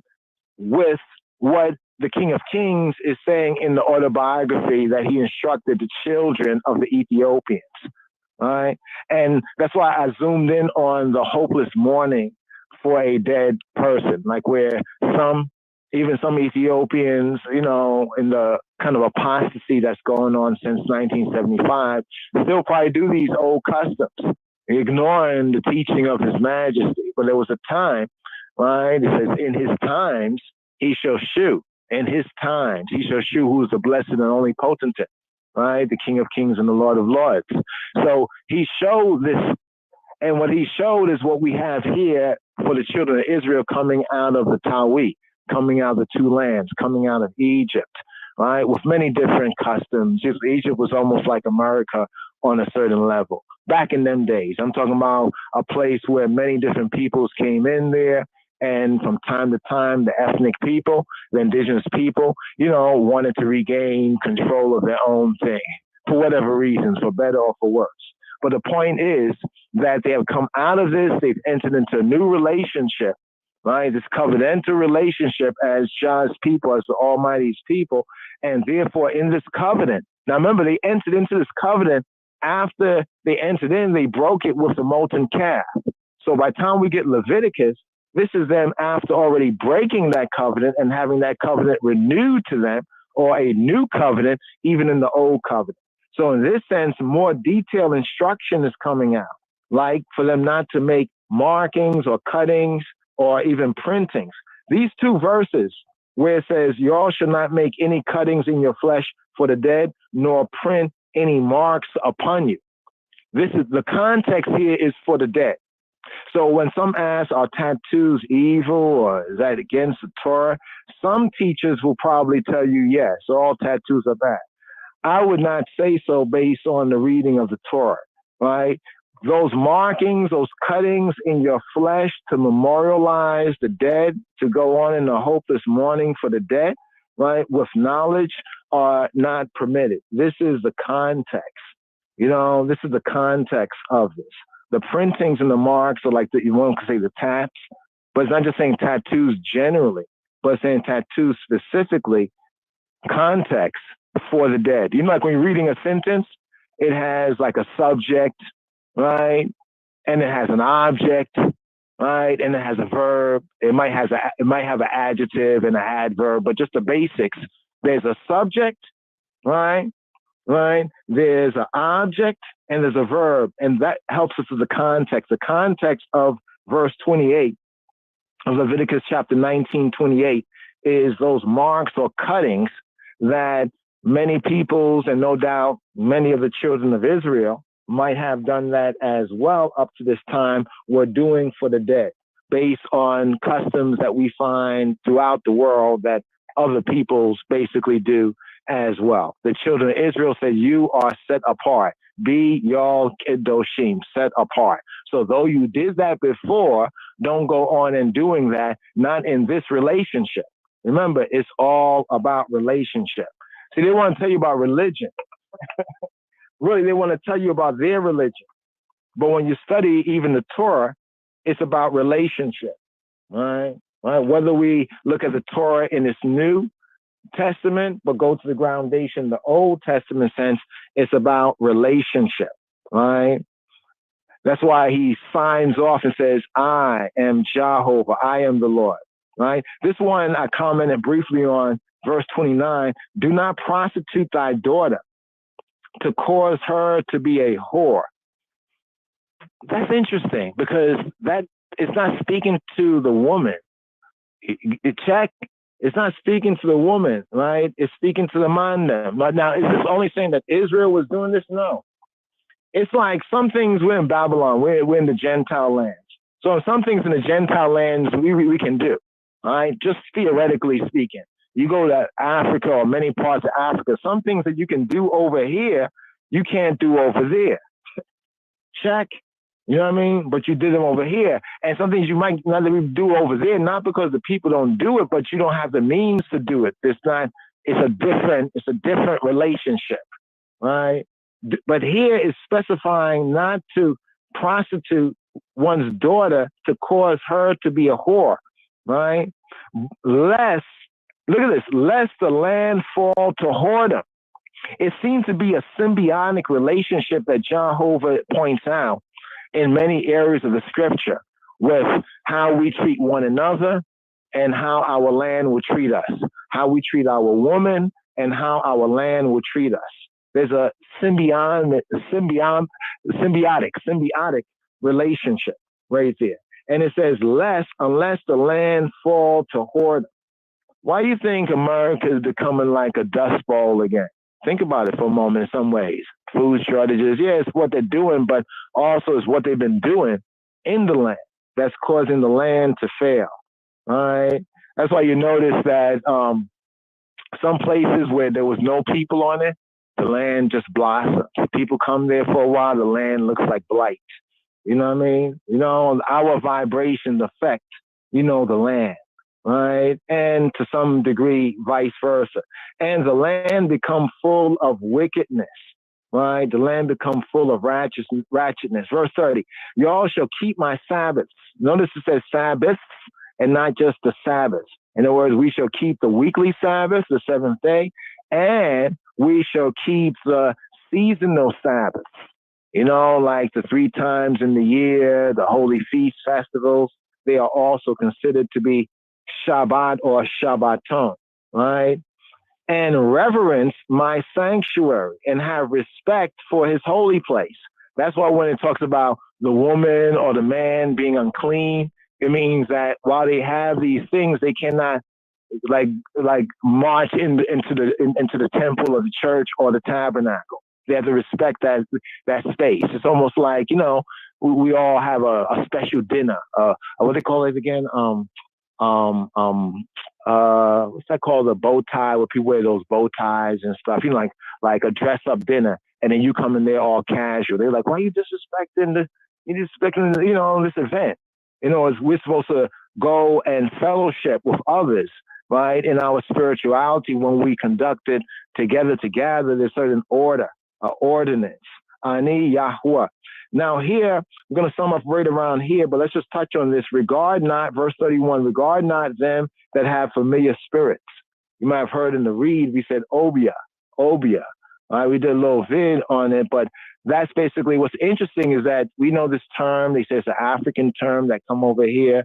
And when they brought us over here, our ancestors, that is, respectfully, they brought I say it, they're our ancestors respectfully, but the Gentiles definitely disrespected our ancestors. When they brought them over here, we brought over some of these terminologies. I find it to be interesting that this term obia, right, actually finds its connection in this word in the Hebrew, the familiar spirits, neither seek after wizards to be defiled by them. I am Yahweh your Elohim. Now, what does it mean? Does it mean that people who practice this and say, well, this is their tradition, right? If they're not Israel, if they really, really, really are not Israel, and not as the children of the Ethiopians who are likened to the children of Israel, then, let them go off, off of this, you know what I mean? But that which is just, we cannot allow these things to come in. It's just a plain, simple thing. It's like in your house, you may say, well, you're not against somebody doing it in their house, but you said not in your house. To be defiled by them, I be he who be your Elohim. Verse 32, to seal up this portion right here, thou shalt rise up before the hoary head.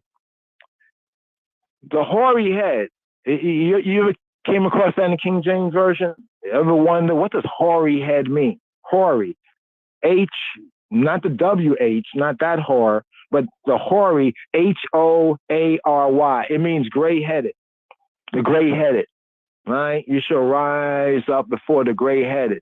Let me just make this connection right here. Just one more connection. Looking at the time right here. Let me go to this psalm right here. Psalm 68. You know Psalm 68, right?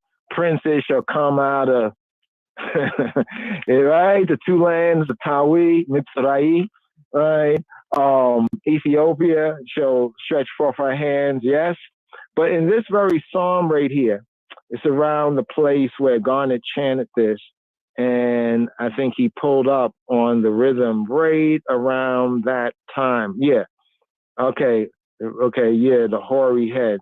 It's in one of these areas. I'm looking at verse 21, but Elohim shall wound the head of his enemies, the hairy scalp of such a one as goeth on still in his trespasses. So ones might say, well, the locks, I and I covered and this and that, but notice the hairy scalp, because even that hair, was seen as an honorable thing, and the hoary head is the gray-headed, like, the elders, we could say, right? The older ones who should be elders.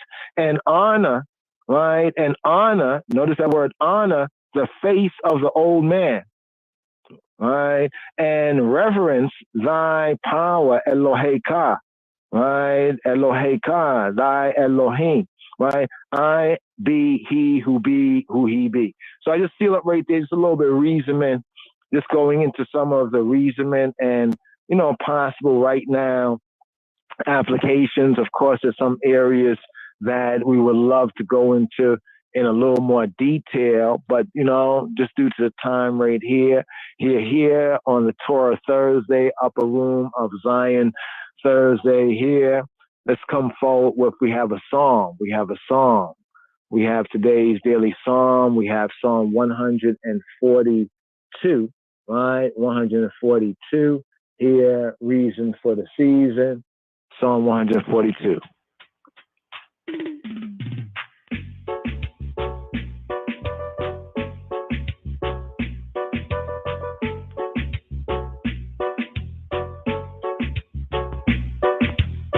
Psalm 142. I cried unto the Lord with my voice. With my voice unto the Lord did I make my supplication. I poured out my complaint before him. I showed before him my trouble. When my spirit was overwhelmed within me, then thou knewest my path. In the way wherein I walked, have they privily laid a snare for me. I looked on my right hand and beheld, but there was no man that would know me. Refuge failed me. No man cared for my soul. I cried unto thee, O Lord. I said, thou art my refuge and my portion in the land of the living. Attend unto my cry, for I am brought very low. Deliver me from my persecutors, for they are stronger than I. Bring my soul out of prison, that I may praise thy name. The righteous shall compass me about, for thou shalt deal bountifully with bountifully.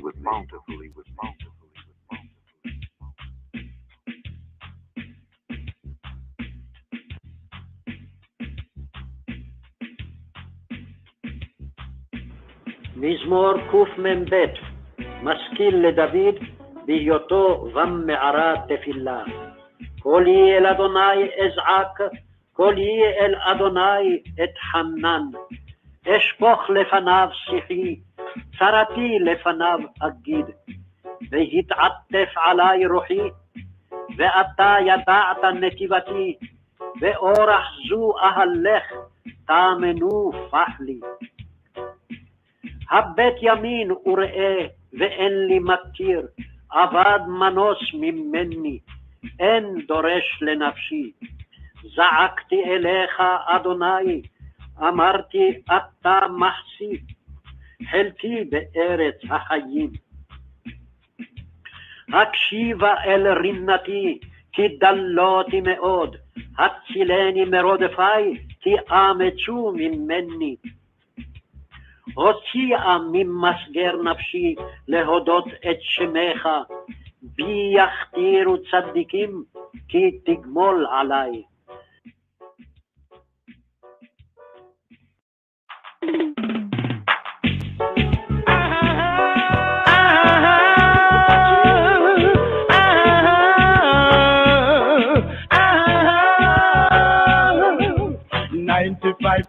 Black and 5% white in jail. 95% black and 5% white in jail. No, you meant I want you to change your intention. Whoa, whoa, and try to set up a production. Yeah. No, open your eyes to reality. Whoa, whoa, and try to remember the days of slavery. 95% black and 5% white in jail. 95% black and 5% white in jail. Although the runnings from the street kind of steep, whoa, whoa, remember the life in a jailhouse not sweet. Yeah. My brothers are crying, my sisters are crying. Oh Lord, forgive them. Yeah. 95% black and 5% white in jail. 95% black and 5% white in jail. My brothers in jail can't get no bail. Whoa, whoa. No matter what they said, righteousness must prevail. Yeah. My sisters are crying, my brothers are dying. The more we try, the more we fall. Yeah. So look into yourself, my brothers and sisters. I want to see all of us make it. Yes, yes. 95% black and 5% white in jail. 95% black and 5% white in jail.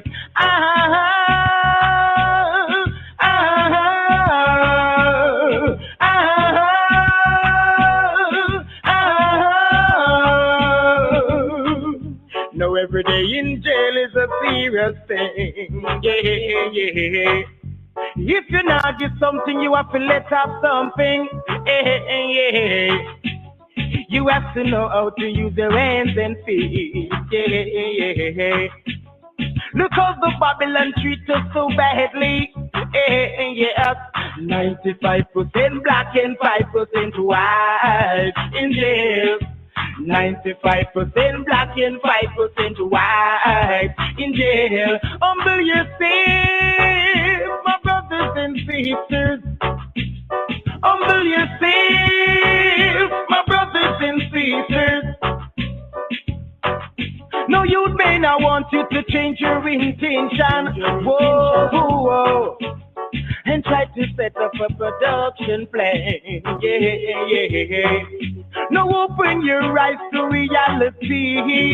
Whoa, and try to work and make some money. Yeah. 95% black and 5% white in jail. 95% black and 5%.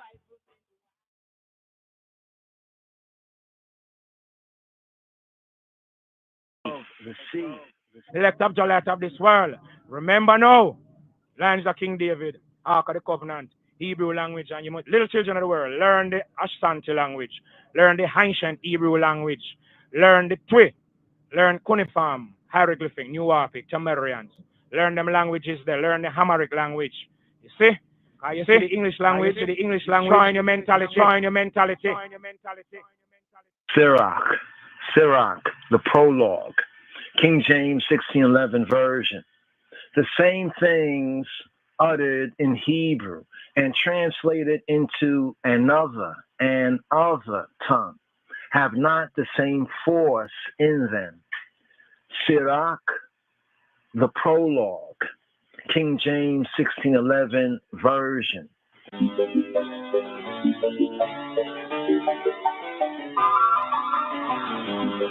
Here, classic, Steel Pole.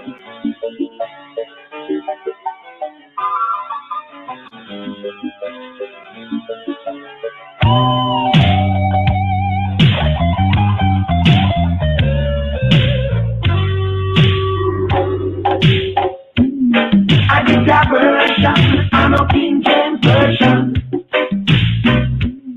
Cause out of Africa came the God of Eden.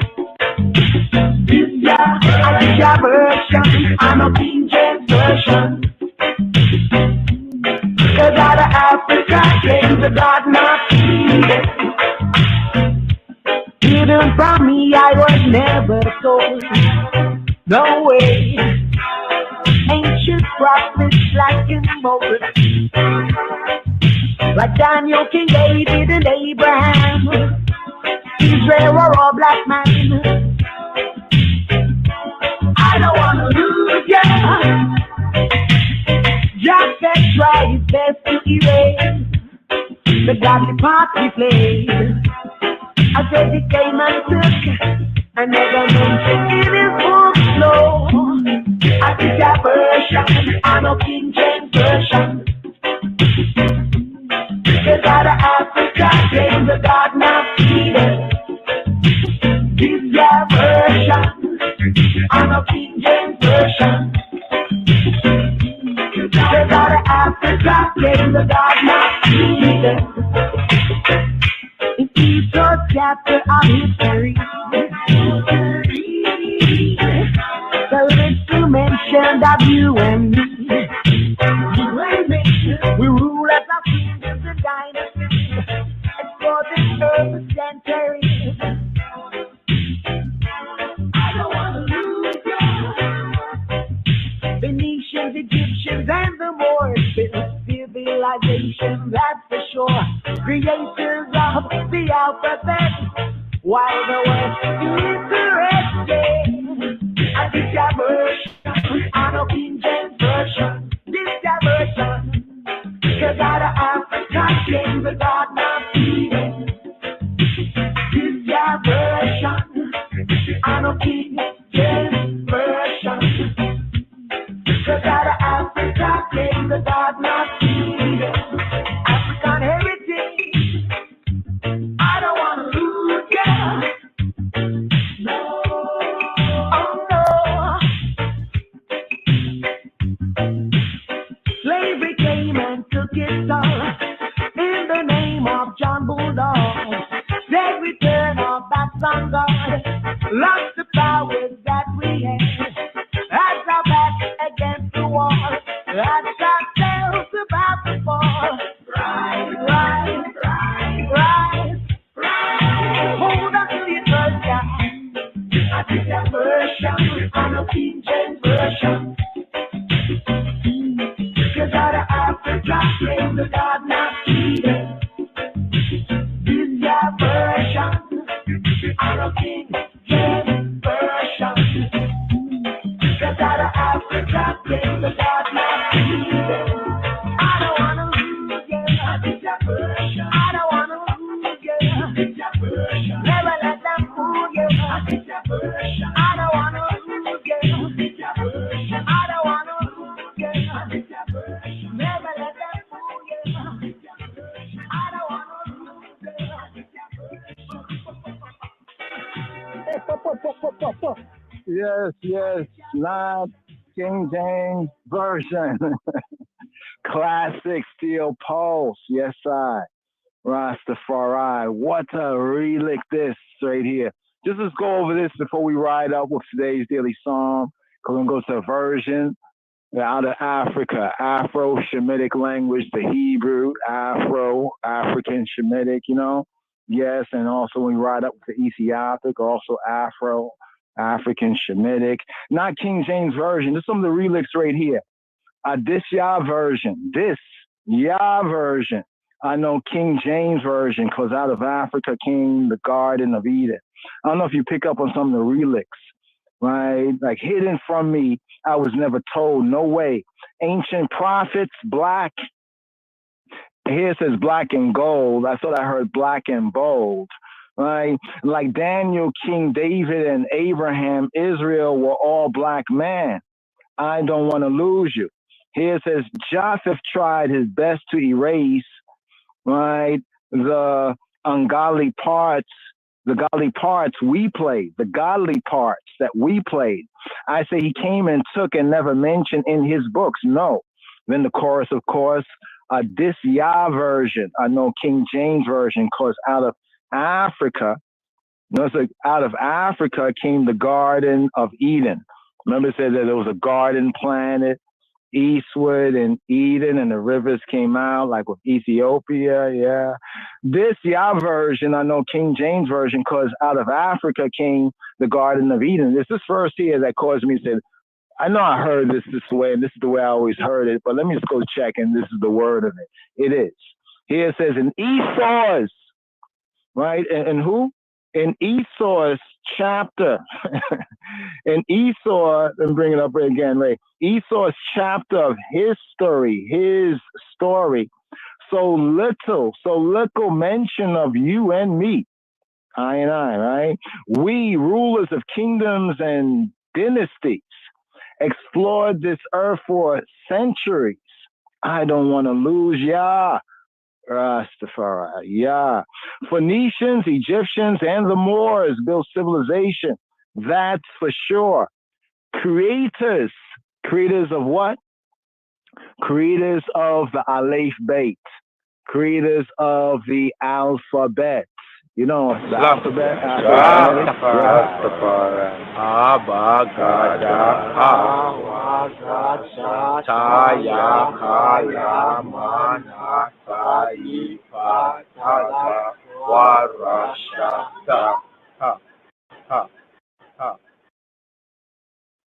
Creators of the alphabet. While the West, illiterate, yeah. Chorus again on this Yah version. I know King James Version, this Yah version, because out of Africa came the Garden of Eden. Then the chorus, African heritage, right? Slavery. Slavery came and took its toll in the name of John Bulldog. If I'm correct, isn't that a name they used to call a metaphoric name for England or something like that, the British? Because, yeah, mother and daughter, Babylon, baby London, it was the marketplace there, and then their children, the Americans, mother and daughter, Babylon, daughter of Babylon, they said we turned our backs on God, lost the powers that we had, has our backs against the wall, ask ourselves about the fall, or ask ourselves about to fall. Rise, rise, rise. Remember Psalm 82? Arise, O Elohim. All right, God. Hold on to your culture. This Yah version. I know King James Version, because out of Africa came the Garden of Eden, and then it kind of rides on right there. But that lyric right there, and this is from, I'm not going to say way back in the days, right? But this is Steel Pulse, ones and ones who know when the album came out right here. Just looking at these quick relics right here. It doesn't give us, it's copyright, but it doesn't give us the date of it. But still, we know this goes back to like the 90s, all up in the 90s. And here we have Rastafari, singers and players of instruments, telling you about Esau's chapter of history. Isn't this interesting? Because we hear nowadays, a lot of the other Israelites, speaking about, Esau. But here within this tune right here, within this psalm, this chant, not the King James Version, right? And this don't mean that we have to be Rastafaristical about it, but we have to understand, the context, But yeah, when the song come out, we'll get it. But anyway, my brothers and sisters, just to speak on that right there, the King James Version, not the King James Version, like to ride up right here, want to zoom in on today's daily psalm, right? So we have today's daily psalm, Psalm 142. Before we go through a midrash, it's a little study, of today's daily psalm. It's a maskil of Dawid, right? Maskil is like a wisdom, a teaching, right, of David when he was in the cave, and it's themed here tefillah. It is a prayer. So this is a plea for help. There's a peso, so kind of a suffering tone, a pathetic or a suffering tone of the psalm. It is most appropriate to the occasion in David's life mentioned in the superscription. In the superscription, the first verse in the Hebrew, which is like a small type writing in the King James translation, which is Maskil of Dawid, Maskil Dawid, when he was in the cave, Behiyoto Ba Me'ara, when he was in the Me'ara, tefillah, a prayer, right?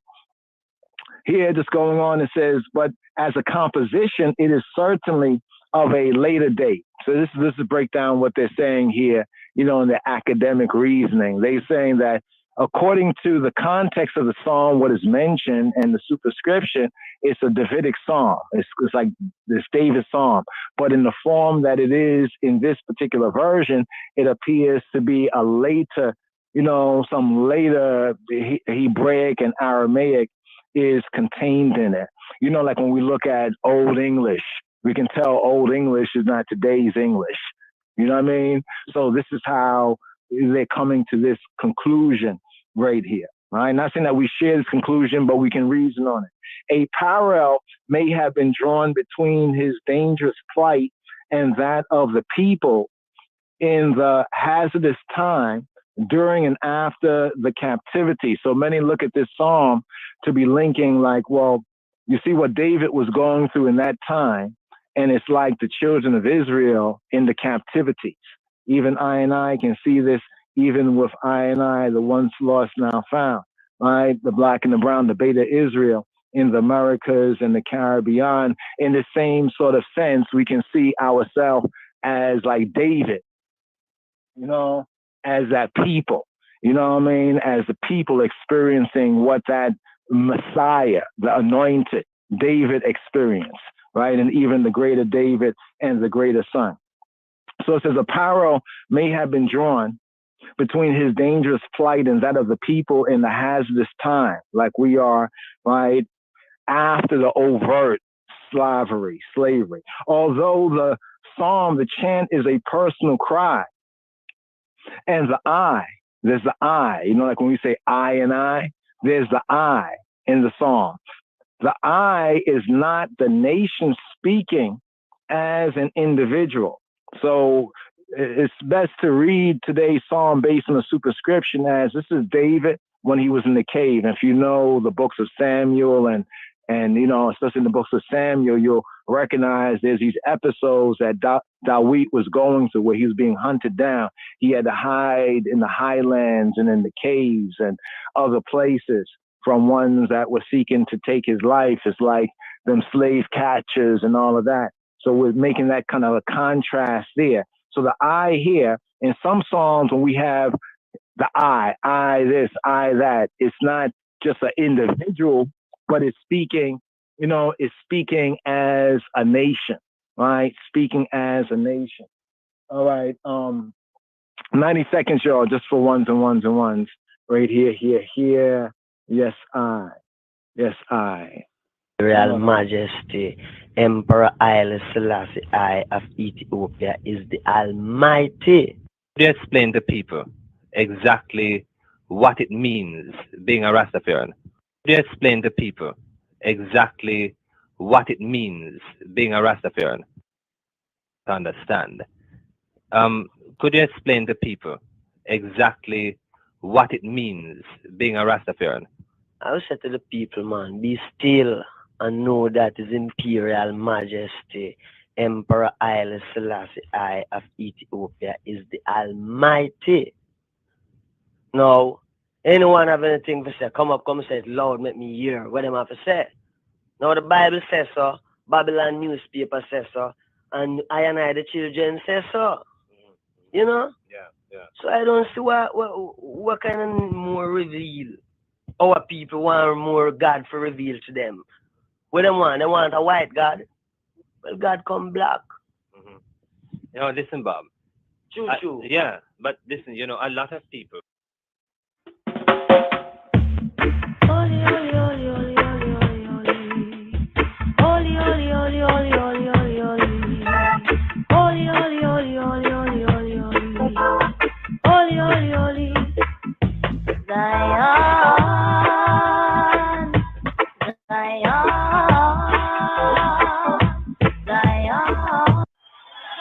Foundation is in the whole of mountain. Jah loveth the gates of Zion more than all the dwellings of Jacob. Glorious things have been spoken of the O city of God. I'll make mention to Rahab and Babylon to them that know I. With the old Philistine Tyre, with Ethiopia, it shall be said that this man was born there. And the highest himself shall establish the earth. Jah Rastafari. And even that verse right there in the Hebrew, in the African Shemitic language, Afro-Shemitic Hebrew, even brings out the divinity of that one that would be born in Ethiopia. Because, you know, in the translation, the King James Version is this man. But if you look at man in the KJV, man is italicized. You look at the Hebrew, man is not this, is this. So in reasoning and bringing out that, yes, is this, no doubt, a man, but more than a man. But here, with the Psalm for today, 142, before we ride up in the Midrash to study, the writer of today's daily psalm makes use of other psalms. This is also noticed that there are verses, right, that are found elsewhere, like in other psalms, right? Makes use of other psalms which he was acquainted with. This is a practice which is evident also to the argument that it was post-Davidic. Basically, what we call this is like a remix, that some tunes we know from back in the days, you know, and then there's like a new version of it being done, but it's known that this tune is much older, but maybe the versions that we have are the later versions, but even there's some of that archaicness within it. So just the study of the Psalms, as we mentioned before, as the King of Kings mentioned in the autobiography, I think it's just important to emphasize this Davidic connection between David, right, of the scriptures, and Kadamawi Haile Selassie on another level that most kind of overlook or haven't looked into. Here where he says, since time immemorial, the kings of Ethiopia, just as they were responsible for the entire business of government, were also in charge of the affairs of the church. Right, and we pointed out how David in his time, remember he brought the ark, you know, to Zion, you know, then also furthermore, he set the various Levitical orders so that all of the ones of the tribe of Levi and the priests in their proper season and time, there could be a rotation of the service. This continued in Solomon's time and also in the later return from Babylon time of the tribe of Judah. It was continued on to like 70 AD. There was a particular order of service. And one might ask, where did David get this particular authority? Well, it was that anointing, that Moshiach, right, where he was anointed, that anointing by which he was anointed, the constitution of his divine majesty. The true constitution says by the anointing which he has received, his person is sacred. And this is a very Hebraic, you know, one might say even Judaic saying.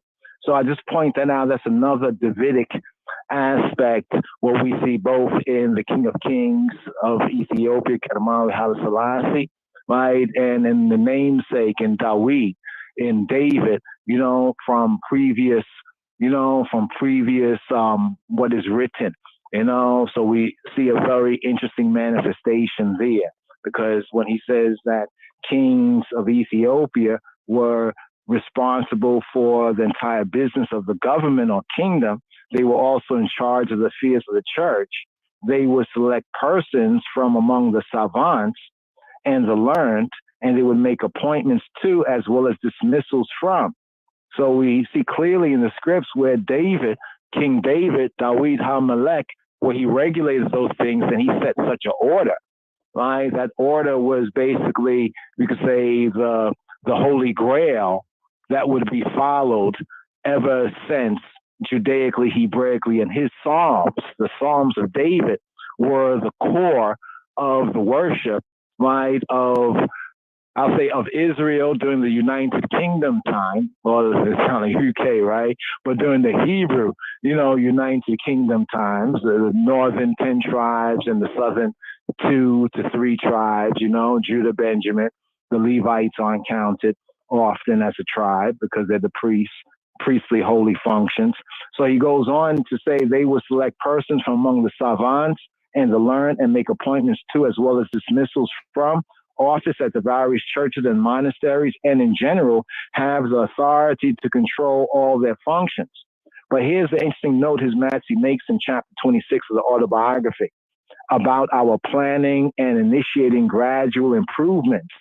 We see clearly in the scriptures concerning David and the Hebraic and Judaic priestly rites where David influenced that, and he was from the tribe of Judah. I just want to point that out, but because he's that particular king, right? And then we get the King of Kings doing likewise among the children of the Ethiopians, reforms in the work of the clergy. But then he says, but with the gradual increase in government business and the occasional waging of wars, don't we have the same thing? Even scripturally, the wars that they had, leading up to when David settled it, and then Solomon could really build on it against the heathens in neighboring countries. They simply did not have the time to control in full the affairs of the church. Consequently, there were many things detrimental to the ordinances of the church, and we're now comparing this with the tabernacle, or what is called the church in the wilderness, the tabernacle.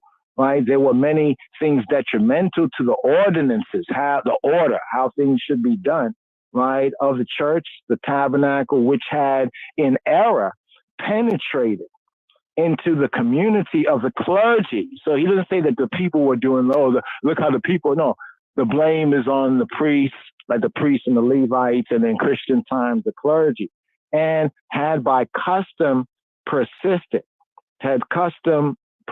and he goes into a couple of points in chapter 26 where these particular corrections and upgrades were made. So with today's daily psalm, for a background of it, one can go to 1 Samuel chapter 24.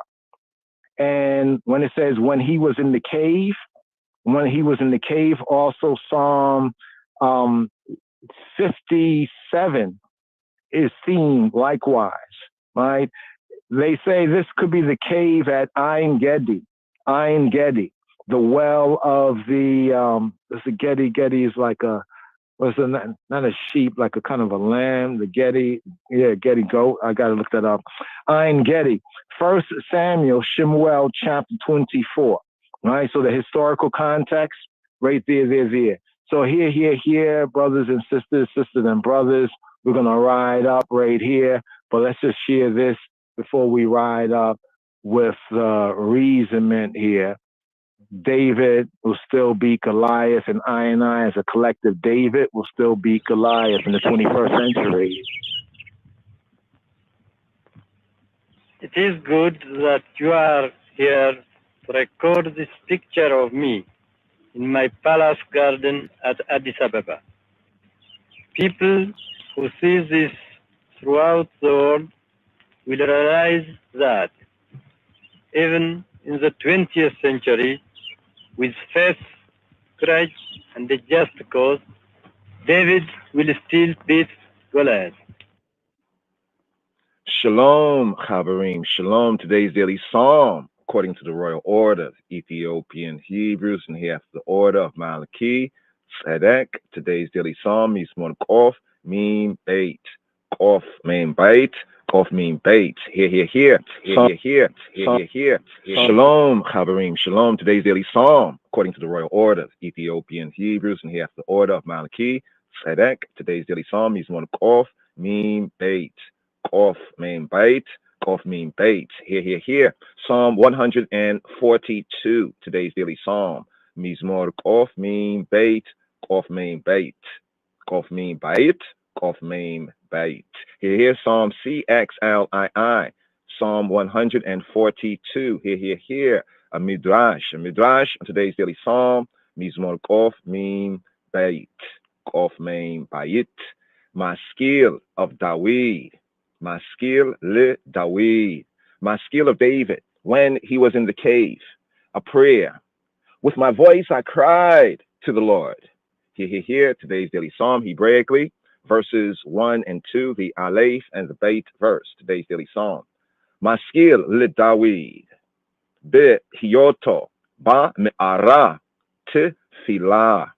Maskil of David, Maskil le Dawid, when he was in the cave.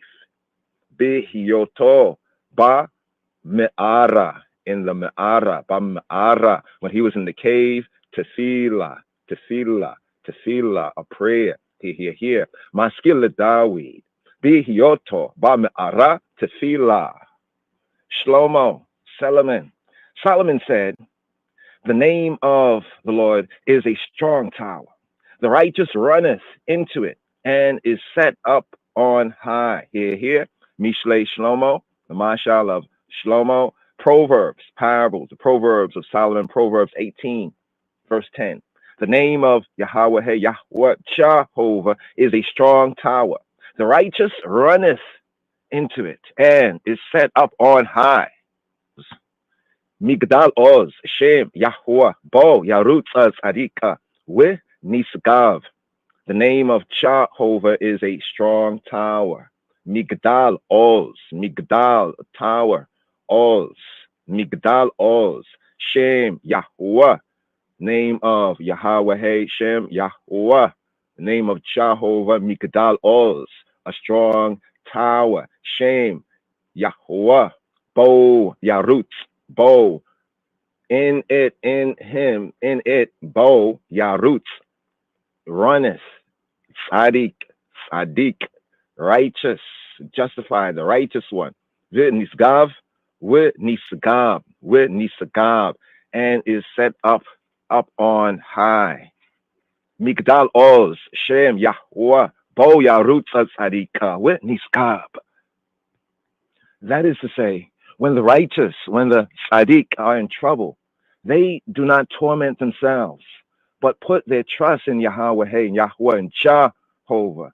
So too, Scripture says, even in Psalm 34, Hebraically, verses 1 to 2, a psalm of David, when he changed his demeanor before Abimelech, who drove him away, and he departed. I will bless Yahweh, Jehovah, at all times. His praise, his Isis, shall continually be in my mouth. Mizmor Lamed Dalet. Psalm 34, here, the Aleph and the Beit verse. Lidawid, de shanoto, eta ta'emo, lifnei avi melek. Waya Yegar Shehu, Waya Yelak. Abarka et Yahuwah Bekol Eit. Tamid Hilato Befi. Mizmor Lamed Dalet of David, Lid Dawid. Be Shanotoa Eta Ta'emo. When he changed his behavior. Be Shanoto. Etat Ammo, Lifnei Avi Melech, Lifnei, before, in the presence of, in the face of, Abimelech. Abimelech. Waygarshehu. Wayelak. Who drove him away. Waygarshehu. And he departed. Wayelak. I will bless Yahweh, Jehovah, at all times, at all hours. Ebarka et Yahweh bekol ait. His praise shall continually, itinually, always, tamid, be in my mouth. Tamid, tehilato, his tehillah, his ililta, his praise, his eyes, his tehilato, befi, in fee, in my fee, in my fe, pe, in my mouth. Mizmor lame dalet le Dawid. Bishanoto etat almoa lifnei Abimelech. Wayagar shehu waylak. Ibarka et Yahweh bekol eight. Tamid tehilato befi. Likewise, when David fled before Absalom, he composed a mizmor, a psalm, a chant to no one other than to Hakadosh, Baruch Hu, than to the Holy One, the set apart one, blessed be he. And when David was in the wilderness of Yehuda, of Judah, he called to mind the name of no one, none other than Hakadosh, Baruch Hu, than the Holy One, blessed be he. For whenever David found himself in trouble, he put his trust in Hakadosh, Baruch Hu, in the Holy One, the set apart, the sanctified, the Isla One, Baruch Hu, blessed be he. When David was in the cave, he cried out to no one other than to Hakadosh, Baruch Hu, as it is said, even here in today's daily psalm, Mizmor, Kof Mim Beit. Psalm 142 here, the Aleph and the Beit verses, the first and second verses, Hebraically, Maskil of Dawid, when he was in the cave, a prayer. With my voice, I cried, I shouted out, I cried out, Jehovah. Mizmor Kof Mim Beit, Maskil le Dawid. Yoto ba me'ara tefillah. Koli Eli Yahuwah Azak, I shrieked with my voice. Koli, my voice. Eli Yahuwah, Illa Yahuwah, to Jehovah, to Yahweh. Ezak, I shrieked with my voice to Jehovah. Maskil Dawi. Be yoto ba me'ara tefillah. Koli Eli Yahuwah Azak.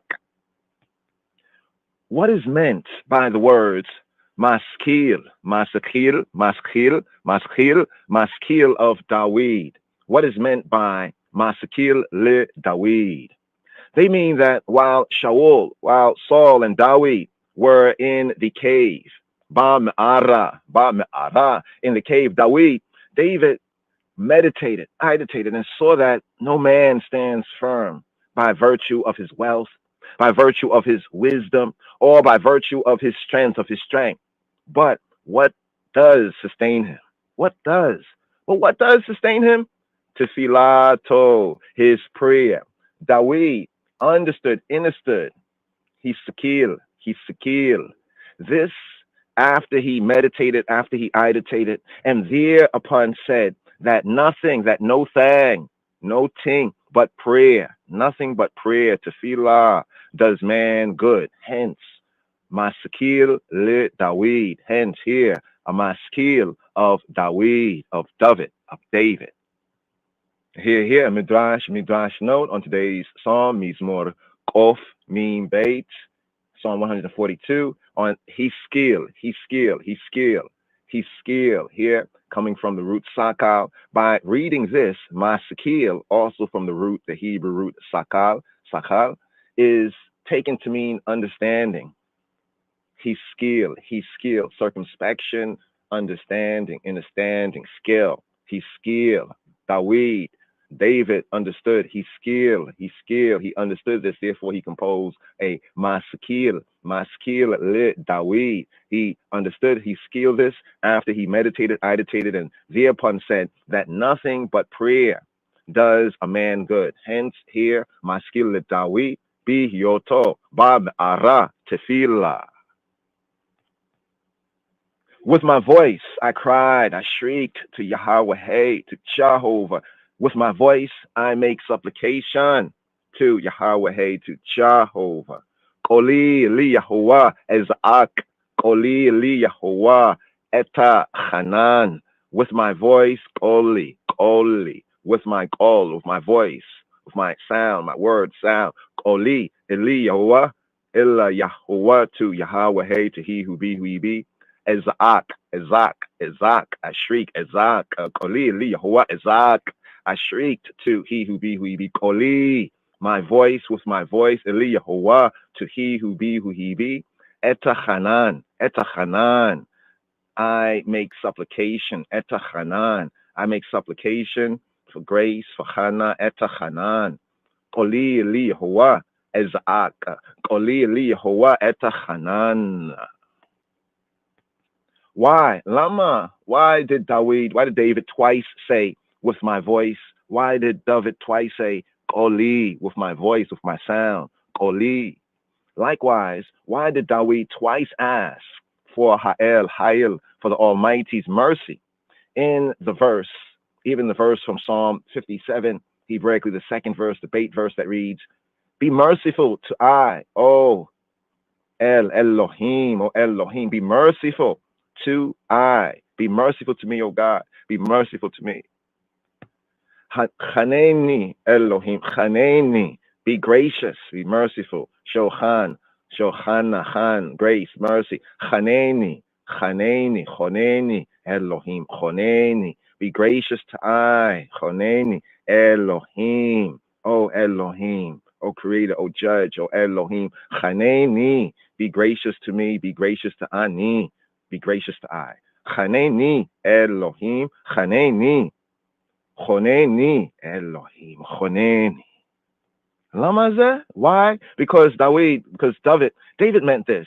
Be merciful, be gracious to I, that I fall not into the hand of Shaul, into the hand of Saul, and be merciful, gracious to I, Choneni, that Shaul, that Saul fall not into Yadi, into my Yad, into my hand.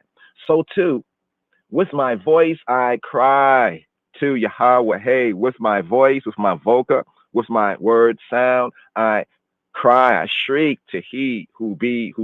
Koli Eli Yahuwah Ezak, that I fall not into the yard, the hand of Shaul, of Saul. And with my voice, I make supplication, call for mercy, for grace to Yahweh. That Shaul, that Saul, fall not into Yadi, into my hand. Koli li Yahuwah, eta Chanan. I pour out my complaints before him. I declare before him my trouble. Here, today's Mizmor, today's chant here, Hebraically the Gimel, or the Gamel, the third verse right here. I pour out my complaint before him. Eshpok le fanayo sichi. Eshpok le fanayo, or some might read le fanav. Eshpok le fanav sichi. Eshpok, I pour. Eshpok, I pour out. Le fanav, le fanayo, before him in his presence, in his perception. Sichi. My complaint, my siyach, my complaint, my meditation, my meditation, my complaint. Here. I declare before him my trouble. Sarati le fanayo agid. Eshpoka le fanayo sichi. Sarati le fanayo agid. I declare agid. I agada agid. I declare before him le fanayo my trouble. Sarati, my anxiety, my sarati. Eshpoka le fanayo sichi. Sarati le fanayo agid. So scripture says right here in Psalm 102 in Mizmor Kof Beit, Psalm 102 here, Hebrew with Aleph, the first verse. Scripture says, a prayer of the afflicted when he fainteth and pours out his complaint before Yahweh, before Jehovah.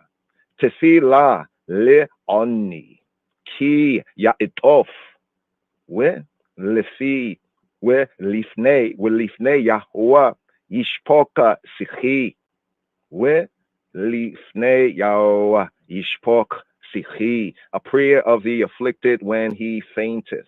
Tefillah le'oni ki ya'itof, and pours out his complaint before Yahweh, before he who be. Lifnei Yahweh yishpoka sichi, his complaint, his agitation, his meditation, his complaint. And Hannah said in 1 Samuel chapter 1, verses 15 to 16, I poured out my soul before Yahweh. Out of the abundance of my complaints and my vexation have I spoken hitherto.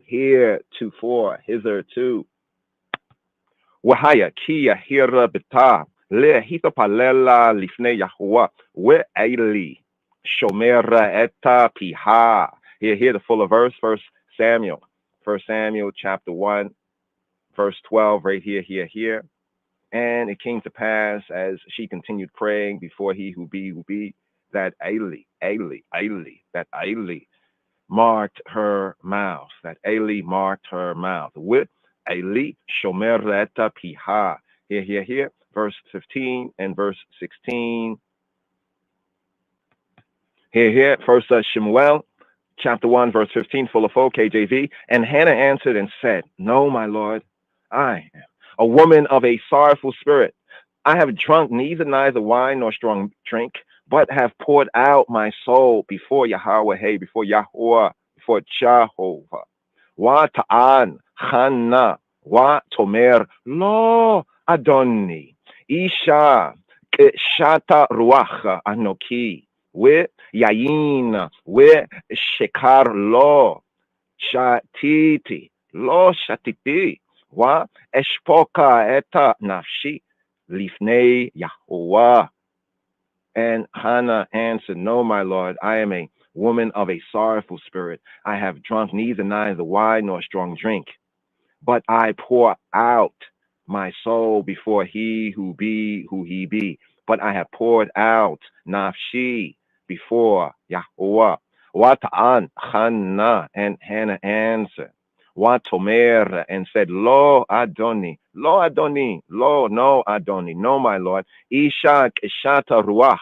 I am a Isha, Eshat, or said of a Keshat Ruach, of a sorrowful, of a afflicted Ruach, afflicted spirit.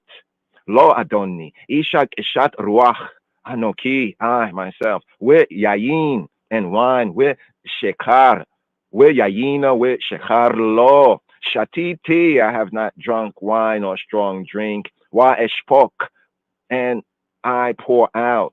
Wa eshpok, eta nafshi, lifnei Yahweh. I poured out nafshi, my soul, my psyche, lifnei, before, in the face, in the presence of Yahweh, lifnei Yahweh, in the presence of Jehovah. Here, verse 16, full of hope. Count not thine handmaid for a daughter of Belial, for out of the abundance of my complaint and grief have I spoken heretofore.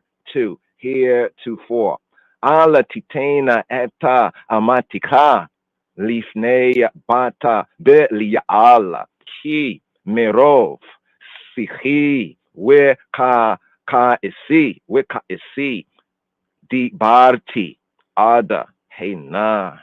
Here, do not count your handmaid as a worthless woman. Or here, count not thy handmaid for a daughter of Belial. Ala titain, don't give. Ala titaina eta amatika, matacha, thy handmaid, lifnei, person of bat, daughter, Belial, Bata Belial. Ki, for out of the abundance of my complaint and grief, out of the abundance. Ki, may, robe, for, may, from, robe, rove, from the nothingness. Ki, merov, sikhi, from the abundance of sikhi, from the abundance of my complaint, my siyah. Siyah is a meditation, a musing, a meditation, a complaint, a musing, a contemplation, by implication and utterance. It can be in a meditative sense, like a babbling, a communication, a complaint, a meditation. Some places translate it as a prayer or talk, but here, meditation, meditation. Ki merov sikhi, for from the nothingness of my siyah, my sikhi, my meditation. Where ka is see, and grief, and my kaas, kaisi, my chaos, my chaos, my kaasi. Here we have kaas. We have anger, vexation, provocation, or grief. Vexation usually is the sense that's brought out. Vexation, right, from kaas, to be angry, to be vexed, to be indignant, to be wroth, to be grieved.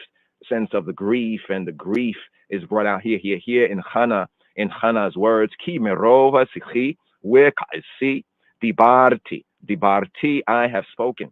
Dibarti, I have spoken, ad, until heina. Dibarti, ad heina, I have spoken until now. Because of the enoughness of my meditation and my vexation, my agitation, my vexation, I have spoken until now. Ki meiro sikhi with kaasi, dibarti adahena, dibarti, I have spoken adhena, I have spoken hitherto. Hence, here, I pour out my complaint before him. I declare before him my trouble. Eshpoka le fanayo sikhi, saratia le fanayo agid. I pour out my complaint before him. Eshpoka lefanayo sikhi, I declare before him my trouble. Sarati lefanayo agid. Here, today's daily psalm. Hence these words. And Hakadosh Baruch Hashem, the Holy One, blessed be He, blessed be the name, replies, even in the words of Psalm 55, he breaks the 23rd verse that reads, cast thy burden on the Lord, and he will sustain thee. He will never suffer the righteous to be moved. Hashlech ad Yahuwah yehavecha, v'huwa yekalek lecha, lo yitena le'olama mota latzadik. Cast thy burden up on he who be who he be. Hashlech al Yahuwah yehavecha, and he will sustain you. With who? With and who and he himself, with who? Ye kalikaleka, ye kalikaleka, ye kalikaleka, ye kalikaleka, ye kalikaleka, and he will ye kalikaleka, the eye, ye kalikaleka, with who ye kalikaleka, lo yitena le olam, and he will not give forever, lo yitain le olam mot, to be moved, lots adik, for the righteous, the movement, he will not suffer the movement of the righteous forever. But the Hebrew sense, bringing out the Hebraism, the Hebraic sense of this, lo yitain le olam mot alat adik, he will never, the sense of le olam, the sense of like forever world, also has the sense of never in this context, like he will never, ever, never, lo yitain le olam, lo yitain, not to give, not for him to give, lo yitain le olam, he will never give mot, to be moved, right? Mawata mota lats adik for the righteous. Hashlek al Yahuwah yehabika wuhuwa yekaleleka lo yitena leolam mota lats adik. When my spirit fainteth within me, thou I knowest my path. In the way wherein I walk have they hidden a snare for me, have they hidden a snare for I. Here today's psalm, Mizmor Kof, Mim Beit, Kof Main Bayit, Psalm 142. Here, the Dalet verse. When my spirit fainteth within me, thou that I knowest my path. In the way wherein I walk, have them hidden a snare for me. Behita atef Allah ruhi, when my spirit fainteth within me. Behita atef Allah, upon I fainteth against I Allah ruhi, my spirit fainteth against I. Behita atef Allah ruhi, thou that I knowest my path. Ata ya da'ita ne hiya bati ne tivati ne tibati, thou knowest my nitavat, thou knowest my path. Wa'ata yada'ita ne tivati, in the way wherein I walk. Bi orach, in the orach, in the way in which halek, I tried. Bi orach zu halek, have they hidden a snare for me? Have they hidden a snare for I? Tamnu pachli. Tamnu, they have hidden a pach, a fach. Tamnu fachli. Fach, a snare, fach, an animal trap, fach, li, for me, for I. Behitat efa alai ruchi, we ata yadaita nitivati, be orachzua haleka, tamnu afachli. Maze, what did David mean by the words? In the way wherein I walk, have they hidden a snare for me? What did David mean by the words? Be orachzua halek, tamnu afachli. In the way wherein I walk, have them hidden a snare for I. He meant to say to Hakadosh, Baruch Hu, to the Holy One, blessed be He.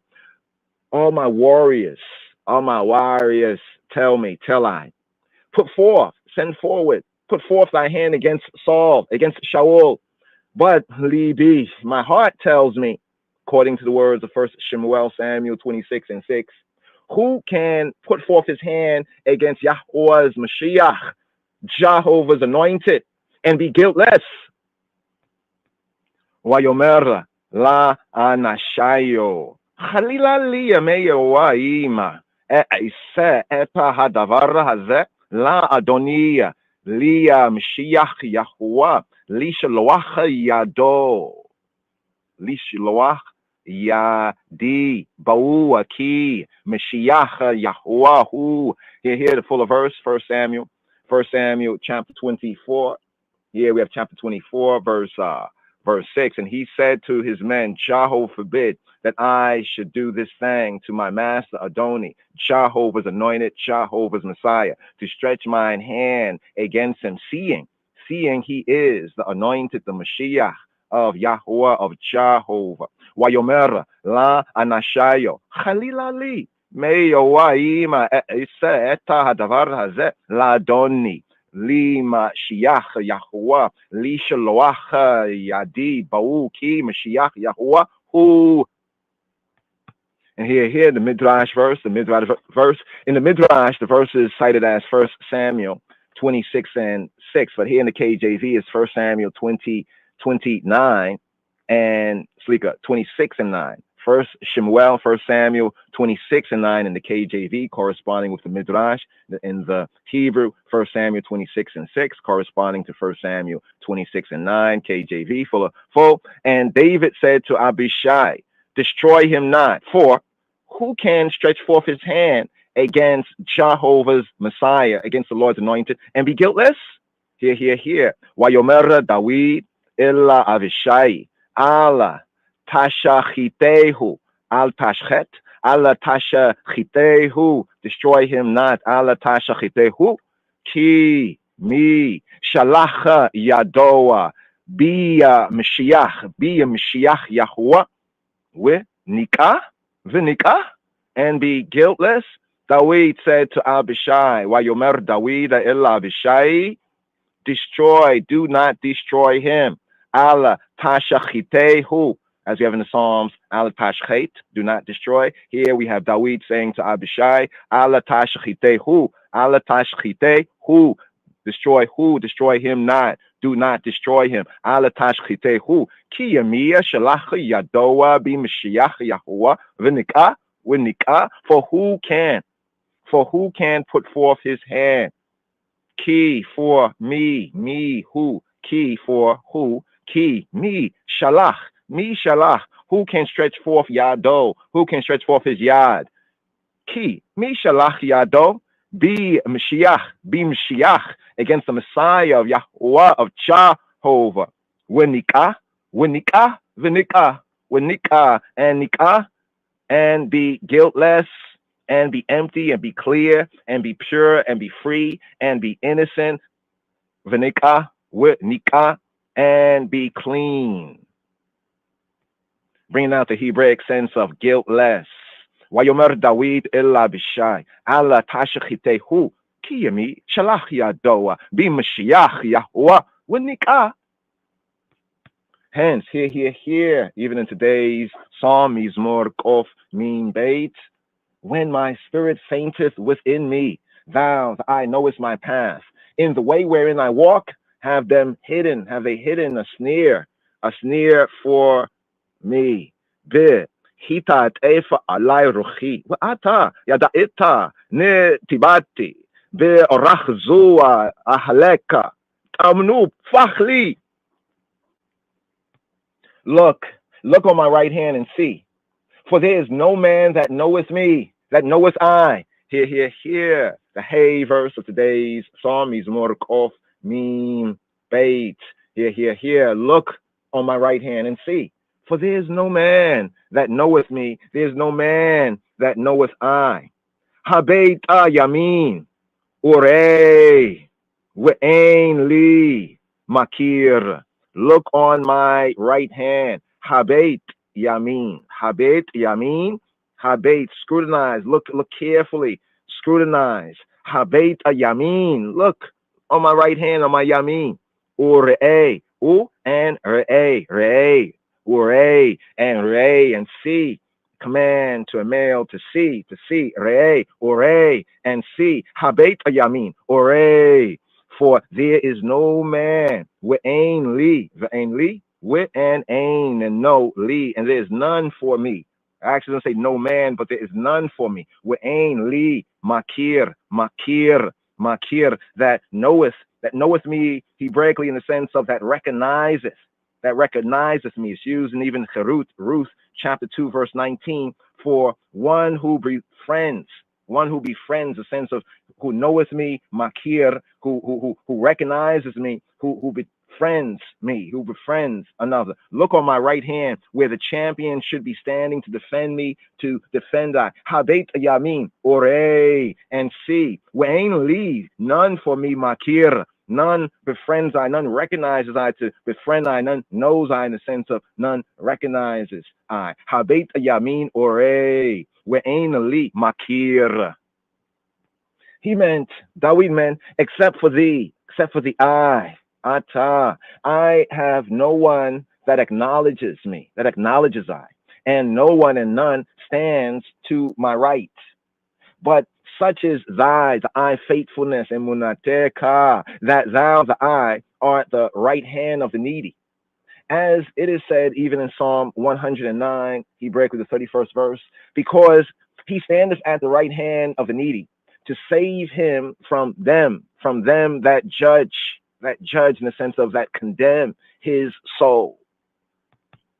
Kia ya'imoda limin evyon, because he standeth at the right limin, at the yamin limin of the ebyon, of the needy, of the ebyon, the ebyonites, the ebyon. Kia ya'imoda limin ebyon li hoshi'ah mia shoftei nafsho, to save him from them that judge his soul. Le Hoshia, to save, to Hoshia, le Hoshia, me shoftei, from the judges, nafsho, of his soul. Me shoftei nafsho. Ki ya'imod, for Ya'imod, Ya'amod, Ya'imod, he stands. Ya'imod, for he stands. Ki Ya'imod, limin, for the right, to say at the right, Ebyon, at the right of the Ebyon, at the right of the needy. Li Hoshia, mi Shoftei, to save from the judges, the Shoftim, to save from the false accusers, the condemners, mi Shoftei nafsho, of his psyche, to save. Kia Ya'imoda lemin Ebyon, li Hoshia, mi Shoftei nafsho. Hence, here, Dawid said, even in today's daily psalm, Mizmor Kof Mim Beit, look on my right hand and see, seeing, sight, for there's no man, there's none that knoweth me, that recognizeth I. Habeit ayamin, ore, we'ein li makir. Habeit ayamin, ore, we'ein li makir. Refuge fails me. No man careth for my soul. I have said, thou, the I, art my refuge. Here. Today's psalm. Here. Verses 5 and 6 Hebraically. Refuge fails me. Fails I. No man careth for my soul. No man careth for her. I have said, thou, the I, art my refuge. Abada manosa mimeni. Eina doresha lenafshi. Za'akti eleka Yahuwah. Amarti ata machsi. Chelki be'eretza ha'chayim. Full of verse, full of hope. Here. Continue from verse 5. I have no way to flee. Abad, manos, amimeni. No man careth for my soul. Ain doresha lenafshi. There's none that seeketh, that inquires, that studieth to the state of affairs of my soul, my psyche. Ain doresha lenafshi. And here, the 6th verse. Za'akti eleka Yahuwah. I have cried, or more better, I have shrieked. Za'akti eleka Yahuwah. Shriek to thee, O he who be, who ye be. Amarti, I have said. Amarti, ata machsi, ata the I, machsi, my refuge. Ata machsi, chelki, my portion, my lot, my portion. Chelki be'eretza ha'chayim. Chelki be'eretza ha'chayim. My portion in the land, in the eretz. Be'eretz ha'chayim, in the land of the living. David said, when I entreated thee, Ata, for a refuge, it was refuge from Harasha, from the ratchet, from the wicked, and not from Shaul, not from Saul, nor from the whole of Israel. But in this hour, refuge fails me, refuge fails I. I say, thou, the I, art my refuge. Abad manosa mimeni, ein doreisha lenafshi. Za'akati lecha Yahuwah marti. Ata machsi. Refuge fails me. Abad manosa mimeni. I say, amarti. Ata machsi. Thou, the I, art my refuge, or I refuge. I cried to thee, to the I, O Jehovah. I said, thou, the I, art my refuge. Here, the wow way, the wow, the vav, the 6th verse. I cried, Za'akti eleka Yahuwah, Za'akti, I shrieked, Za'akti eleka Yahuwah, to the I, O Jehovah. Amarti, I said, I have said, Amarti, Ata machsi. Ata machsi, I art machsi, my refuge. When David was imprisoned inside the cave, when David was bihioto ba me'ara, in the me'ara, and Shaul and Saul was standing outside at the entrance, David said, Adoni, my Lord, I beseech thee, I beseech the I. Even here, words of today's daily psalm, verses 7 to 8, Hebraically. Attend to my cry, for I am brought very low.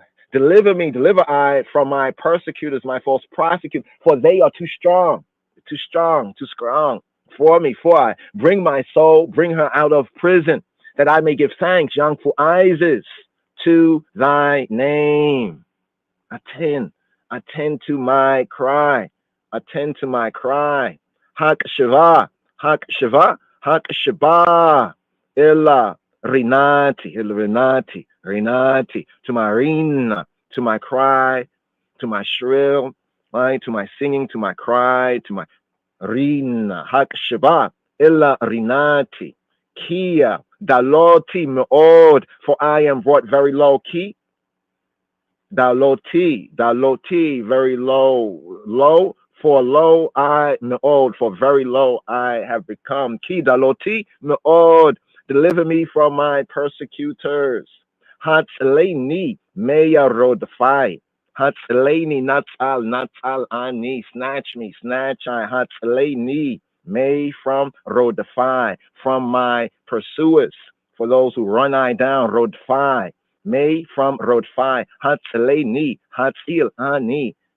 Save in the sense of deliver here is from the Natsal in Hebrew to snatch. So Hatzil, snatch, Ani, snatch I, Hatzleini, May road 5, from my pursuers, my persecutors, false prophets, for they are too strong for I.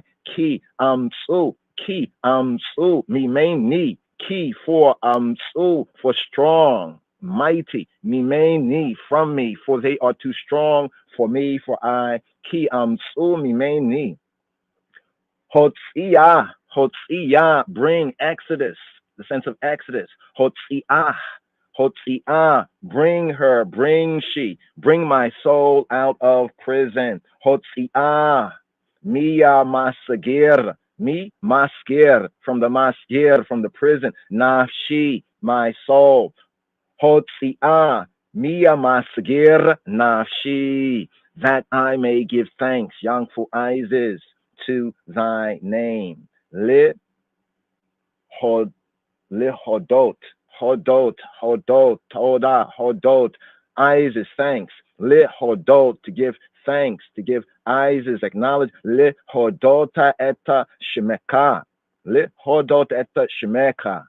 Give thanks to Shemeka, to the I, male name. HaKadosh, Baruch Hashem. For saving me, for saving I, thou, Ata, wilt receive crowns. For it is said, even in today's Psalm, Mizmor Kof, Mim, Beit, Psalm 142, Hebrew, the 8th verse, the righteous shall bestow crowns because of me, when thou wilt deal bountifully with me. The righteous shall bestow crowns because of I, when the I will deal bountifully with I. Here, Hebraically the 8th verse, the second part of the 8th verse, the righteous shall crown themselves. Other translation brings out the sense of the righteous shall crown themselves because of me, because of I. For thou wilt deal bountifully with me, with I. Be yakatiru tzadiki. Be yakatiru tzadiki. Bringing out the sense of the righteous shall crown themselves because of I. I and I deliverance will cause the righteous, the tzadikim, the tzadikan, to be filled with exaltation. Halel elilta, since it implies their vindication, their justification. Also, the phrase also brings out the sense of because of me shall the righteous crown thee. From Hebraically, Hebrew 2 truths here, because of I shall the righteous crown the I with praises, with Isis. On account of I, the righteous shall adorn themselves with crowns, will rejoice triumphantly. Be. Here we have not ki, for, because of, but in me. Be. Yakatiru tzadikim. The righteous shall crown themselves, shall crown. It has a sense of shall crown, they shall crown. They shall crown themselves, they shall crown the I. Be yakatiru, the keter, yakatiru tzadikim, the righteous. Ki, for, tigmol, the I rewarding, dealing bountifully. Tigamor alai, alai upon I. Tigamor alai. Tigamol, tigamol alai. Kia tigamol alai. Deal bountifully with I and I and I and I and I. It is also written, even in Psalm 57, verse 3, I will cry to God Most High, to God that accomplisheth it for me, for I. I will cry to God Most High, to God that accomplisheth it for I. Here, Mizmor non zain, non zain, Psalm 57. Here, the Gimel, Gamel, the third verse. Ekra le'Elohim elyon, la'el gomer alai. I will cry to Elohim elyon, to Elohim, to the highest Elohim, Elohim the highest. Ekra le'Elohim elyon, to El, Lael, to the Almighty, Lael Gomer, Gomer, the one who Gomer, who accomplished, fulfilled, who Gomer, Gomer alai, upon I, who accomplishes it for me, who accomplishes it up on me. Ekra le'Elohim elyon, Lael Gomer alai. Here, God Most High, elyon, right? Most High, Elohim. We have Elohim, Le'Elohim elyon, the judge, bringing out the Elohim, the judge, and the ruler of the world, elyon, Elohim elyon, Elohim the highest, whose prerogative is to administer justice. And in the bait, the second part of the verse, it says, to God, Hebraically, La El, to El, to the Almighty, the Hebrew El, the mighty one, the Almighty one, La El, the El, who has the power of executing his will. La El Gomer, Gomer, Gomer, to accomplish the object. Here in the Hebrew, the object is unspecified. Gomer, accomplish what? La El, the El Gomer, the El who accomplishes, who does alai, upon I, for I. He accomplishes whatever he determines to do, alai, for I, and I and I. Ekra le'Elohim elyon, La El Gomer alai. And again, it is written even in Psalm 119, Hebraically the 17th verse, where it reads, deal bountifully with thy servant, that I may live, and I will observe thy word. Deal bountifully with thy servant, that I may live, and I will observe thy word. Gemol al avdecha echyeh ve'eshmera devarecha. Deal bountifully with thy servant. Here, fulfilling the Midrash here with Mizmor Kof Yod 8, Psalm 119. Here in the Gamel, the Gimel section right here of Psalm 119. Here, the 17th verse. Gemol, deal bountifully. Gemol all upon Abdeka. Gemol all Abdeka. Echyeh. Brought down in translation that I may live. Echyeh. In the Hebrew, I live, but moreover, I will live. Echyeh, I will live, even the sense of I will revive, right? Revivification. Echyeh, not ehyeh. Not ehyeh is I am, I will be. Ehyeh, asher, ehyeh. Here we have echyeh, not ehyeh, and echyeh. Here we have echyeh. I will live, I will revive, I will live. Gemol al avdeka, echyeh, ve'eshmera, and I will observe, I will shemor, I will hedge about, I will guard, I will protect, I will keep. Ve'eshmera, eshmera, I will shamar. Devareka, thy devar, thy dabar, thy word, devareka, thy word. In the beginning was the word. Gemol al abdeka echyeh, ve'eshmera devareka. Echyeh ve'eshmera devareka. Also here, a better rendition, some suggest is grant to thy servant that I may live. Gemol al abdeka echyeh, grant to thy servant that echyeh, that I may live. Ve'eshmera devareka, so that I may keep thy word. Yomol al abdeka echye we eshmera debareka debareka debareka debareka debareka debareka debareka debareka debareka debareka debareka debareka debareka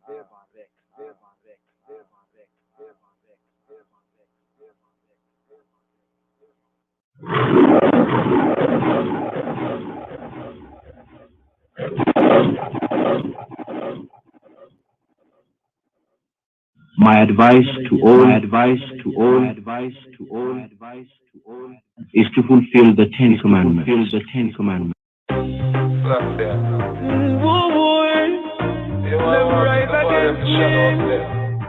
I shall never fret. Them mostly things that them can't stop me from sin. Cause I saw the light, no more darkness. Plus I put me in the light. Yeah. One man me fear, I the Messiah. Me a boy believe in a prayer. Me step on the battlefield without no shield. All when set a fire. All when me no have no food, no water. The love me never yet shatter. Me a thought it's for real, the pain me a feel them a kill with some vendetta. Tell dirty mind, bad mind fi fence with. Them coulda never live fi bench with. Cause to just give the praise the essence of the so we basket no empty. Enough time them try fi tempt me. Must it true me a lead by far and them sick. Them team up and a try stop me time from me make me empty. But a one man me fear of the father. Me a boy believe in a prayer. Me step on the battlefield without no shield. All when set a fire. All when me no have no food, no water. The love me never yet shatter. Me a thought it's for real. The pain me a feel them a kill with some vendetta. Say what you want, say what you feel. Me no beg friends, so we coulda never deal. Real, and you try stop him heal. Seems like you a send me to the battlefield. Press what you want, press, and you a steal. Run what you want, run, and you a wheel. Then straight up, then I coulda what you feel.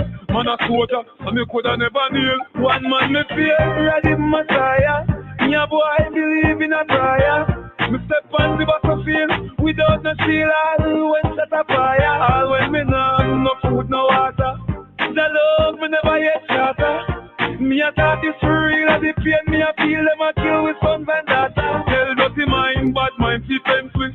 Them coulda never live fi bench with. Cause to just give the praise the essence of the so we basket no empty. Enough time them try fi tempt me. Must it true me a lead by far and them sick. Them team up and a try stop me time from me make me empty. But a one man me fear of the father. Me a boy believe in a prayer. Me step on the battlefield without no shield. All when set a fire. All when me no have no food, no water.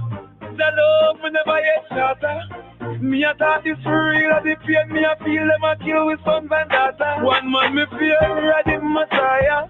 Me a boy believe in a prayer. Me step on the battlefield without no shield. All when set a fire. All when me no have no food, no water. The love me never yet shatter. Me a thought it's for real. The pain me a feel them a kill with some vendetta.